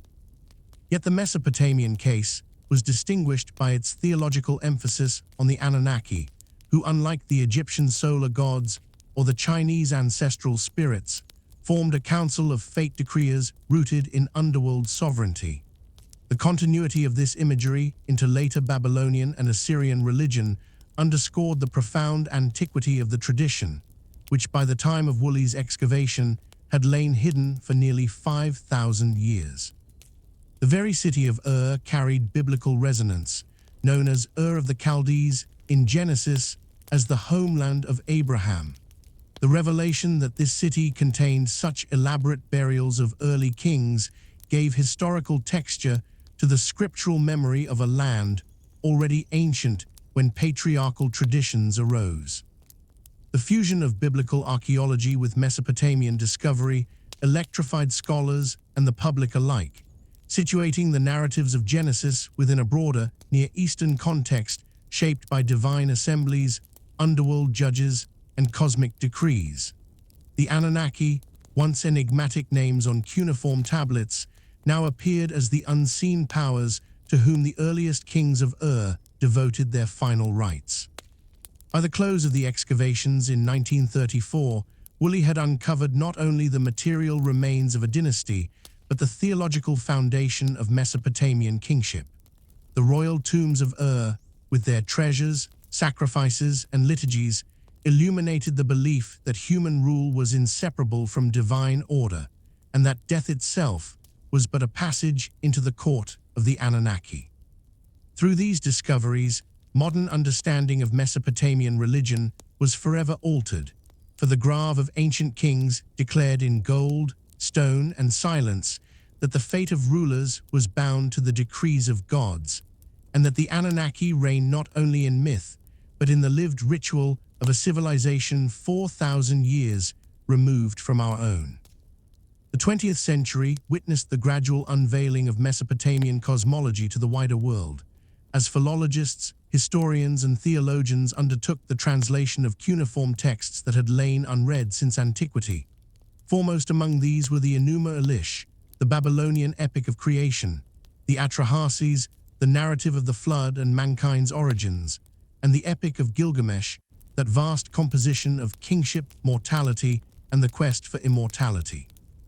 In these writings, the figure of the Anunnaki appeared not as marginal or incidental, but as a governing presence in the structure of divine order, their names inscribed in hymns, laments, and liturgies as judges of fate and keepers of the underworld. The labor of decipherment, initiated in the mid-19th century by scholars such as Henry Rawlinson, bore fruit across the 20th century as more tablets were catalogued, translated, and published, allowing for a synthesis of Mesopotamian theology that profoundly shaped the comparative study of religions.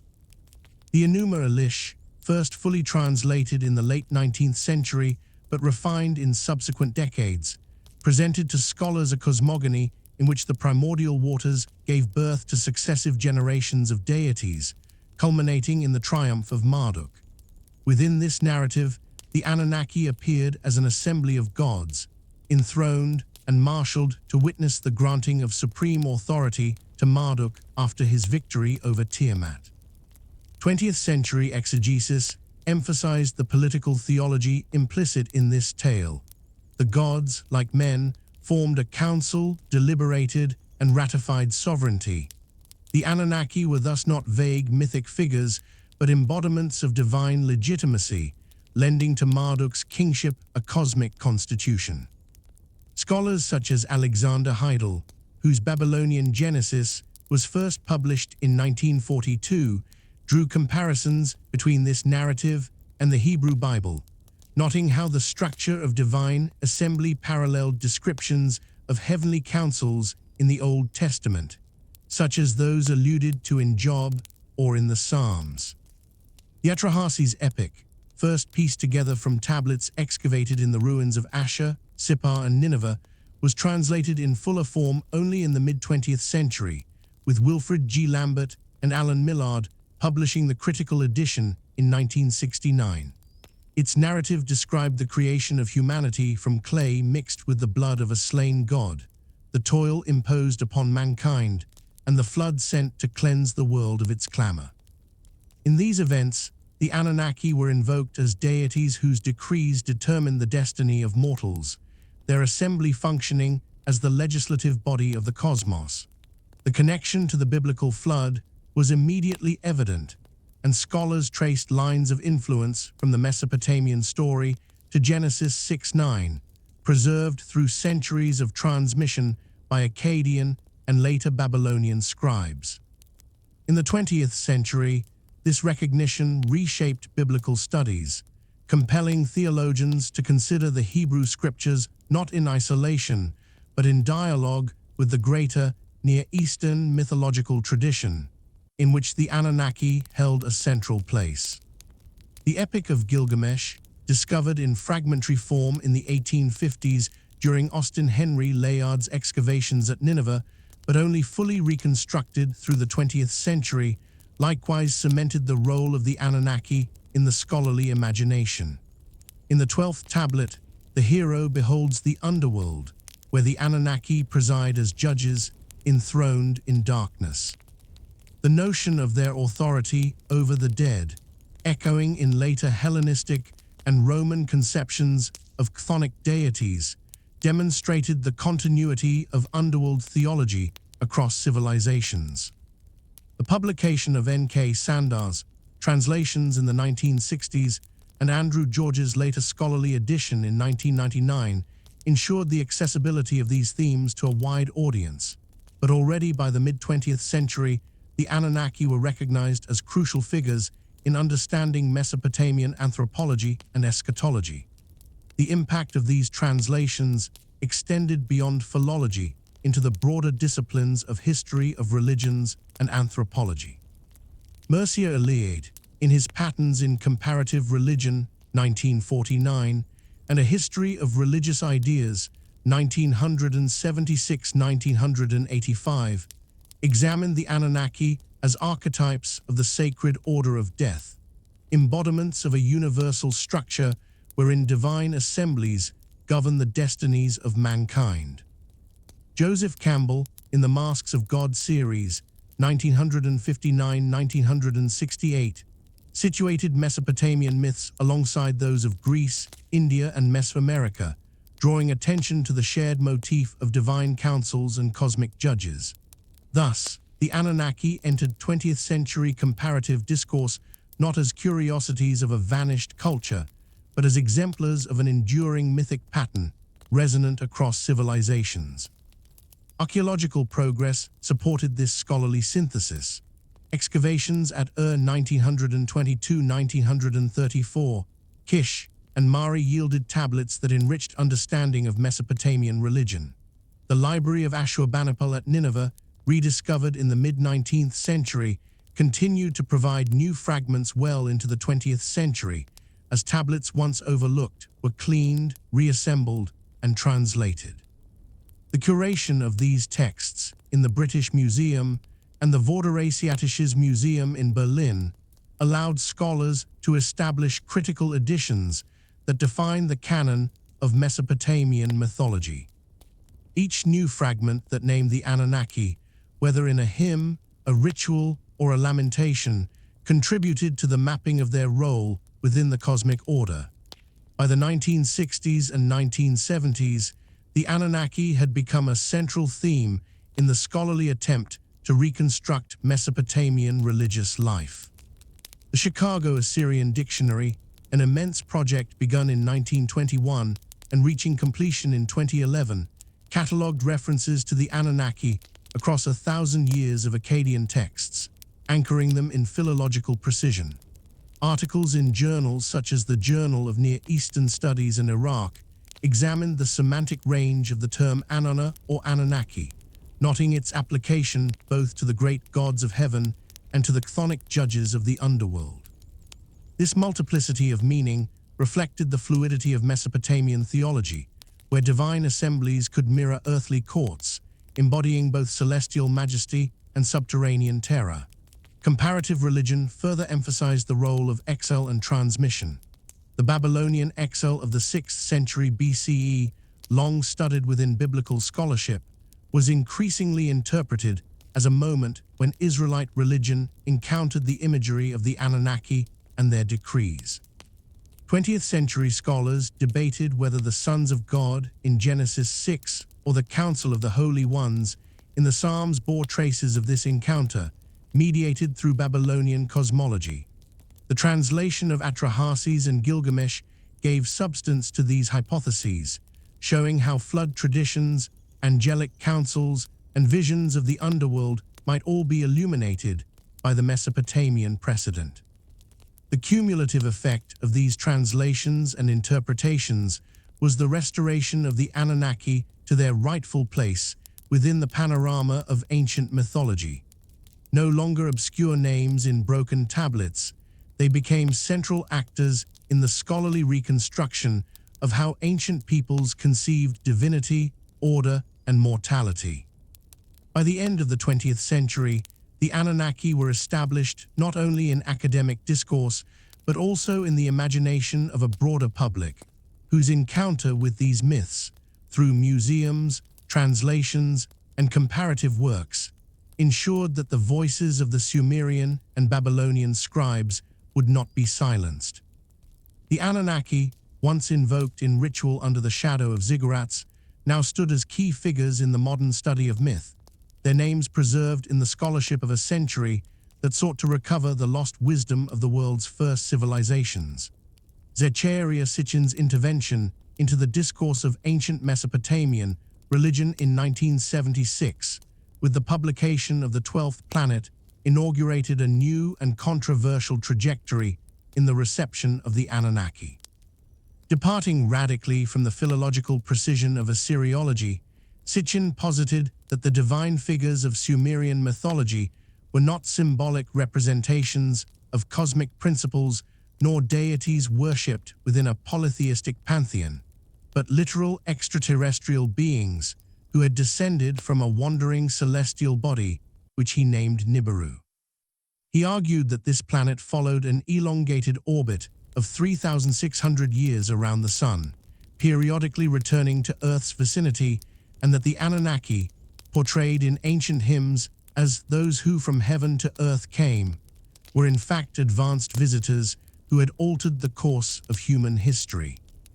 Drawing upon his own unconventional readings of Sumerian cuneiform, Sitchin interpreted the myths of Enki, Enlil, and the Council of the Anunnaki not as theological allegories, but as historical records. The creation of mankind, narrated in the Atrahasis as the mingling of clay with the blood of a slain god, was reimagined by Sitchin as a genetic intervention in which extraterrestrial beings engineered early hominids to serve as a labor force in Mesopotamian lands. The flood narrative, in his rendering, became the account of a catastrophic astronomical event induced by Nibiru's disruptive gravitational influence, which compelled the Anunnaki to preserve selected humans for survival. Even the architecture of ziggurats and the grandeur of Mesopotamian kingship were, in his scheme, understood as the legacy of technological and political models imparted by otherworldly visitors who had once governed the destinies of the first civilizations. The appeal of this narrative to the broader public cannot be overstated. In the decades following the book's publication, Sitchin's works, spanning a series titled The Earth Chronicles, reached millions of readers, entering the imagination of those who sought in ancient texts the traces of a forgotten cosmic history. His ideas were amplified in the cultural milieu of the late 20th century, where fascination with extraterrestrial life, spurred by the Cold War's space race and popular science fiction, intertwined with longings for hidden wisdom preserved in the ruins of antiquity. The Anunnaki, once confined to philological footnotes in academic treatises, became central figures in alternative history, reinterpreted as flesh and blood beings whose shadow lingered over humanity's earliest temples and myths. Yet the academic world, anchored in the methodological rigor of archaeology, linguistics, and textual criticism, rejected these theories. Assyriologists pointed out that Sitchin's interpretations of Sumerian terms were often demonstrably incorrect, his translations inconsistent with established lexicons, and his astronomical identifications without basis in Mesopotamian cosmology. The planet Nibiru, referenced in late Babylonian astrology, was not a distant world, but an astral designation often linked to the god Marduk or to Jupiter. The orbit of 3,600 years, central to Sitchin's framework, was unattested in any cuneiform record. For scholars, the Anunnaki remained mythological figures embedded in a ritual and literary tradition, not literal astronauts.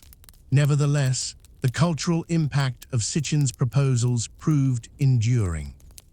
His writings became a foundation for later currents of speculative thought, influencing the burgeoning field of ancient astronaut theories popularized by authors such as Erich von Däniken, whose Chariots of the Gods, 1968, had already suggested extraterrestrial involvement in human prehistory. While von Däniken focused broadly on global monuments, from the pyramids of Egypt to the lines of Nazca, Sitchin grounded his claims in the specificity of Mesopotamian texts, giving his narrative a veneer of scholarly authority that captivated readers. The Anunnaki thus entered the pantheon of modern mythmaking, no longer confined to clay tablets, but reborn as cosmic progenitors, whose supposed interventions explain the mysteries of human origins and the sudden rise of civilization in Sumer around 3200 BCE. By the 1990s, these theories had expanded into popular media, shaping documentaries, speculative magazines, and later television series that blurred the line between scholarship and imagination. The Anunnaki appeared not only in bookshelves, but in films, video games, and online forums, where their supposed connection to advanced technologies, hidden knowledge, and apocalyptic prophecies became subjects of fervent speculation. For some, the cyclical return of Nibiru was linked with eschatological fears, predicting cataclysms in 2003 or 2012. In this way, Sitchin's reinterpretation of ancient myths intersected with modern millenarian anxieties, transforming the Anunnaki into harbingers of cosmic renewal or destruction. The divergence between academic scholarship and popular imagination could not be more stark. On one side stood the painstaking labors of excavators at Ur, Nineveh, and Nimrud, the lexicons of Sumerian and Akkadian compiled across decades, and the sober reconstructions of Mesopotamian liturgy and cosmology. On the other stood a narrative that, though unanchored in verifiable philology, nevertheless touched upon deep cultural yearnings, the desire to see humanity not as solitary in the cosmos, but as the inheritor of a larger drama of creation, guided by beings who came from beyond. It was this resonance, more than its historical accuracy, that ensured the persistence of Sitchin's vision. By positioning the Anunnaki as extraterrestrials, Sitchin effectively remythologized them for the modern age. In antiquity, they had been invoked as judges of the underworld, guarantors of kingship, and decrees of destiny. In the 20th century, they became symbols of lost knowledge, forbidden histories, and the possibility of contact with civilizations beyond Earth. While academia continues to affirm their identity as divine figures of Mesopotamian religion, the popular imagination, shaped by Sitchin's writings, still lingers on the image of the Anunnaki as starfarers whose legacy is hidden in the cuneiform tablets of Sumer. The Anunnaki in the modern esoteric imagination have been reconstituted not as distant gods locked within the clay archives of Sumer, but as enduring cosmic intelligences who continue to govern the unseen structures of reality. Within the language of astrology, occult philosophy, and the wide-ranging syncretisms of New Age spirituality, these ancient lords of destiny are once more invoked as planetary rulers and archetypal forces, embodiments of the same terrors and fascinations that once haunted the temples of Uruk and Nippur. What had been inscribed in cuneiform hymns and ritual texts as decrees of the underworld or the assembly of the gods was reframed in the 20th century as a symbolic vocabulary through which seekers interpreted both the movements of the heavens and the psychic depths of the human soul. Astrological traditions, inheriting their frameworks from Babylonian antecedents of the first millennium BCE, already carried within them the shadows of the Anunnaki. The Chaldeans, whose astral sciences shaped both Hellenistic astrology and the later Hermetic traditions, understood the planets not merely as orbs, but as divine intelligences whose motions inscribed fate upon the earth. The god Nergal was associated with Mars, Inanna with Venus, Sin with the waxing and waning of the moon, and Marduk with the regality of Jupiter. In these identifications, modern occultists discern the lingering imprint of the Anunnaki, transposed into planetary archetypes.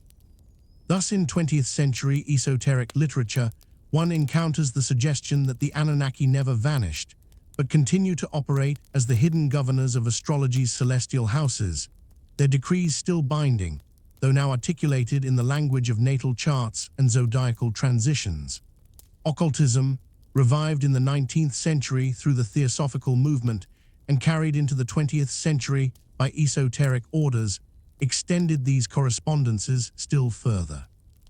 Helena Petrovna Blavatsky, in The Secret Doctrine, 1888, spoke of ancient lords of flame and watchers who had descended to Earth in primordial ages to instruct humanity. Though she did not employ the Sumerian terminology of Anunnaki, her narratives paralleled their mythic role as intermediaries between heaven and earth. Later occultists, drawing upon the expanding translations of Mesopotamian texts in the early 20th century, began to merge the figures of the Anunnaki with these watchful beings, interpreting them as archontic powers, planetary rulers, or demonic intelligences presiding over thresholds of initiation. The New Age movement of the mid to late 20th century brought a more eclectic syncretism. Here the Anunnaki were frequently portrayed not only as gods of antiquity or alien visitors, but as archetypal energies within the human psyche. In this reading, to confront the Anunnaki was to confront the deep-seated structures of power, fear, and desire that shape human destiny.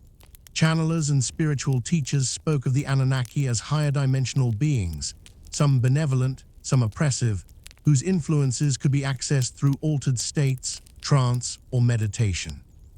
In these circles, the ancient hymns describing the Anunnaki as those who decree fates were reimagined as metaphors for inner psychological forces that dictate the rhythms of life and death, creation and destruction within the microcosm of the human soul. Yet just as in antiquity, fear accompanied fascination.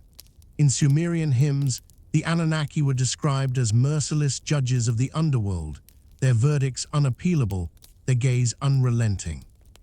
Modern occultists and New Age practitioners often echoed this dread, interpreting the Anunnaki as overseers of karmic law or guardians of thresholds that must be crossed at great peril. Ritual practices designed to protect, appease, or transcend their influence mirrored the ancient liturgies of exorcism and offering.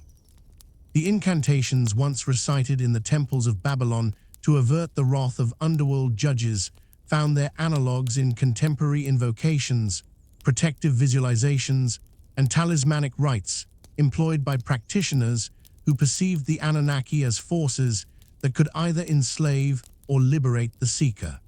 The 20th century also witnessed the fusion of these esoteric interpretations with Jungian depth psychology.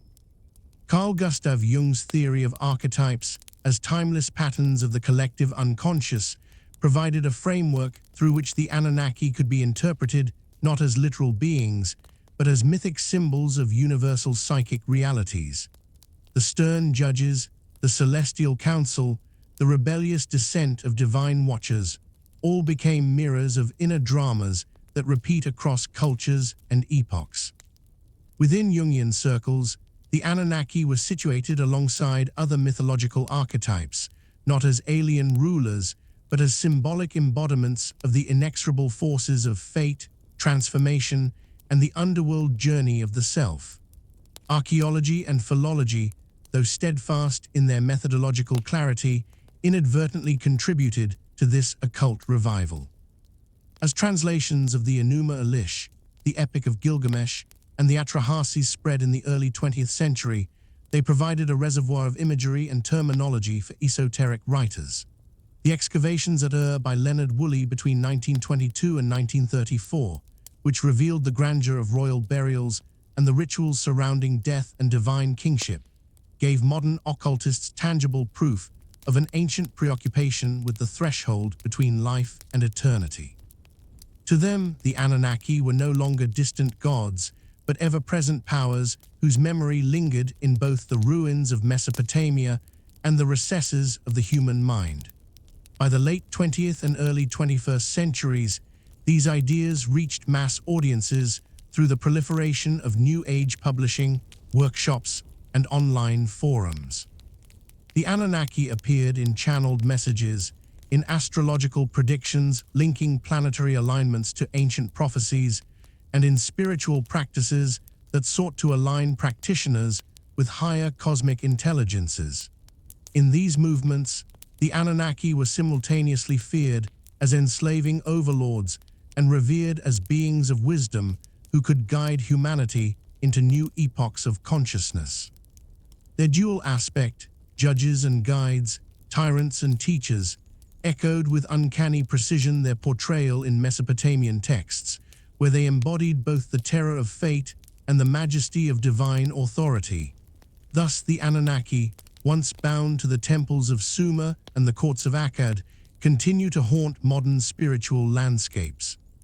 Whether as planetary rulers traced in the heavens, as archetypal forces inscribed within the psyche, or as cosmic intelligences encountered through esoteric practice, they endure as emblems of humanity's ceaseless effort to reconcile myth with mystery, history with transcendence, and the remembrance of the most ancient gods with the quest for meaning in the modern age. The Anunnaki, once confined to the recesses of Mesopotamian liturgy and the clay archives of temple libraries, have in modern times ascended into the sphere of popular culture, where they have been reimagined as symbols of lost wisdom, hidden mastery, and forbidden power. Their shadow stretches across the pages of science fiction novels, the imagery of film, the interactive realms of video games, and the speculative frameworks of modern mythmaking, all of which draw upon the ancient aura that surrounded these beings in their original setting as arbiters of fate and guardians of cosmic order. The transition from cuneiform tablet to silver screen is not merely a matter of entertainment, but a profound demonstration of how humanity continually reshapes primordial archetypes to reflect contemporary anxieties and aspirations.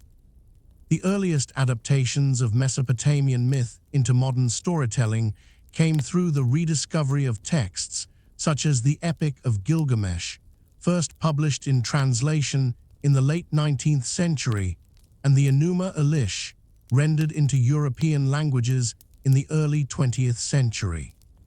The names of Anu, Enlil, and Enki, once whispered in the ziggurats of Uruk and Babylon, now appeared in scholarly monographs and soon thereafter in the speculative works of authors who sought to give voice to primal antiquity. In science fiction literature of the 20th century, the Anunnaki were often presented as progenitors of lost civilizations, whose wisdom was eclipsed, yet whose memory haunted humanity as a warning of forgotten empires and cataclysms. Writers influenced by the speculative archaeology of the interwar period, which wove together Atlantis, Egypt, and Sumer in a grand narrative of fallen golden ages, drew upon the Anunnaki as the custodians of esoteric knowledge buried beneath ruins or encoded in myth. With the publication of Zecharia Sitchin's The 12th Planet in 1976, the Anunnaki acquired an extraterrestrial dimension, and from this point onward, their image was firmly established in science fiction as alien architects of human destiny.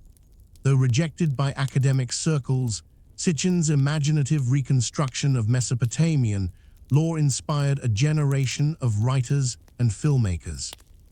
In novels and films, the Anunnaki were no longer merely gods of ancient clay tablets, but interstellar beings who arrived on Earth in forgotten ages, shaping the rise of human civilization and departing into the void, leaving behind enigmatic traces of their dominion. Their role as distant rulers or hidden overseers resonated deeply with cultural fascinations of the late 20th century, which blended anxieties about technology, secrecy, and lost origins. In cinema, these motifs found fertile ground. Films such as Stargate, 1994, drew heavily from Sumerian and Egyptian iconographies, portraying alien beings worshipped as gods by early humanity, enslaving mankind with technology mistaken for divinity. Though the names of the Anunnaki were not explicitly invoked, the narrative bore unmistakable resemblance to the themes established in Mesopotamian myth and modern reinterpretations of them. Later productions, including science fiction franchises, continued to draw upon the imagery of the ancient gods as interstellar tyrants or cosmic teachers. The Anunnaki, whether named or merely implied, became part of a larger archetype in which ancient deities were transmuted into alien overlords, bridging myth and science fiction in a seamless continuum of speculation. The world of video games likewise embraced these figures, embedding them within interactive mythologies that revived their aura of power and dread. In titles that explore ancient ruins, forbidden knowledge, or cosmic conspiracies, the Anunnaki are frequently cast as the lost masters whose relics still exert influence over the present. Their role as decreers of fate in Mesopotamian hymns finds a modern analogue in their depiction as final bosses, hidden rulers, or enigmatic forces who test the resolve of the player, echoing the role they once played as unyielding judges of the underworld. By translating the cosmic assembly of gods into gameplay, the medium inadvertently reactivates the psychological and spiritual weight the Anunnaki held for the ancient Mesopotamians, ensuring their myth continues to shape imaginations in new forms. Beyond entertainment, the Anunnaki's influence is felt in conspiracy theories and alternative histories, where they are presented as hidden masters controlling governments, economies, or esoteric societies. This image directly mirrors the ancient understanding of them as arbiters of fate and destiny. Where once kings trembled before their decrees, modern audiences project upon them fears of shadow elites and invisible powers manipulating the course of history. This continuity demonstrates the enduring psychological function of the Anunnaki myth, to embody the sense of forces greater than humanity, inscrutable and commanding, whether divine, alien, or political. Comparative religious currents also permeate these portrayals. The Anunnaki as hidden rulers resonate with biblical echoes of the sons of God in Genesis 6, the Watchers of the Book of Enoch, and the rebellious angels of later Christian demonology. In Islamic thought, their qualities sometimes find loose parallels with the jinn, who dwell unseen yet exert influence over the human world. These interweavings of religious tradition and modern speculation ensure that the Anunnaki are never confined to a single interpretive frame, but remain polyvalent, shifting between sacred scripture, occult philosophy, and fictional invention. In literature, they persist as motifs of forbidden knowledge. Authors of speculative fiction have cast them as guardians of lost libraries, or as whisperers of scientific and technological secrets too dangerous for mortals to wield. Here too the ancient theme recurs, the Anunnaki as beings who once bestowed order, law, and wisdom, yet who also punished transgression with severity. The narrative of humanity's rise and fall under the gaze of these cosmic judges is retold in countless modern guises, perpetuating their role as mediators between human ambition and divine retribution. Thus, in the 20th and 21st centuries, the Anunnaki stand at the intersection of archaeology, imagination, and cultural anxiety.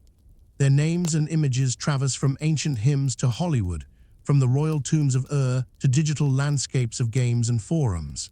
In every transformation, they carry with them the aura of the archaic, the weight of forgotten ages, and the unease of humanity confronted with powers that exceed comprehension. Whether as alien masters, hidden rulers, or archetypal forces, the Anunnaki remain enduring symbols of the sacred and the forbidden, their ancient resonance echoing still in the collective imagination of the modern world.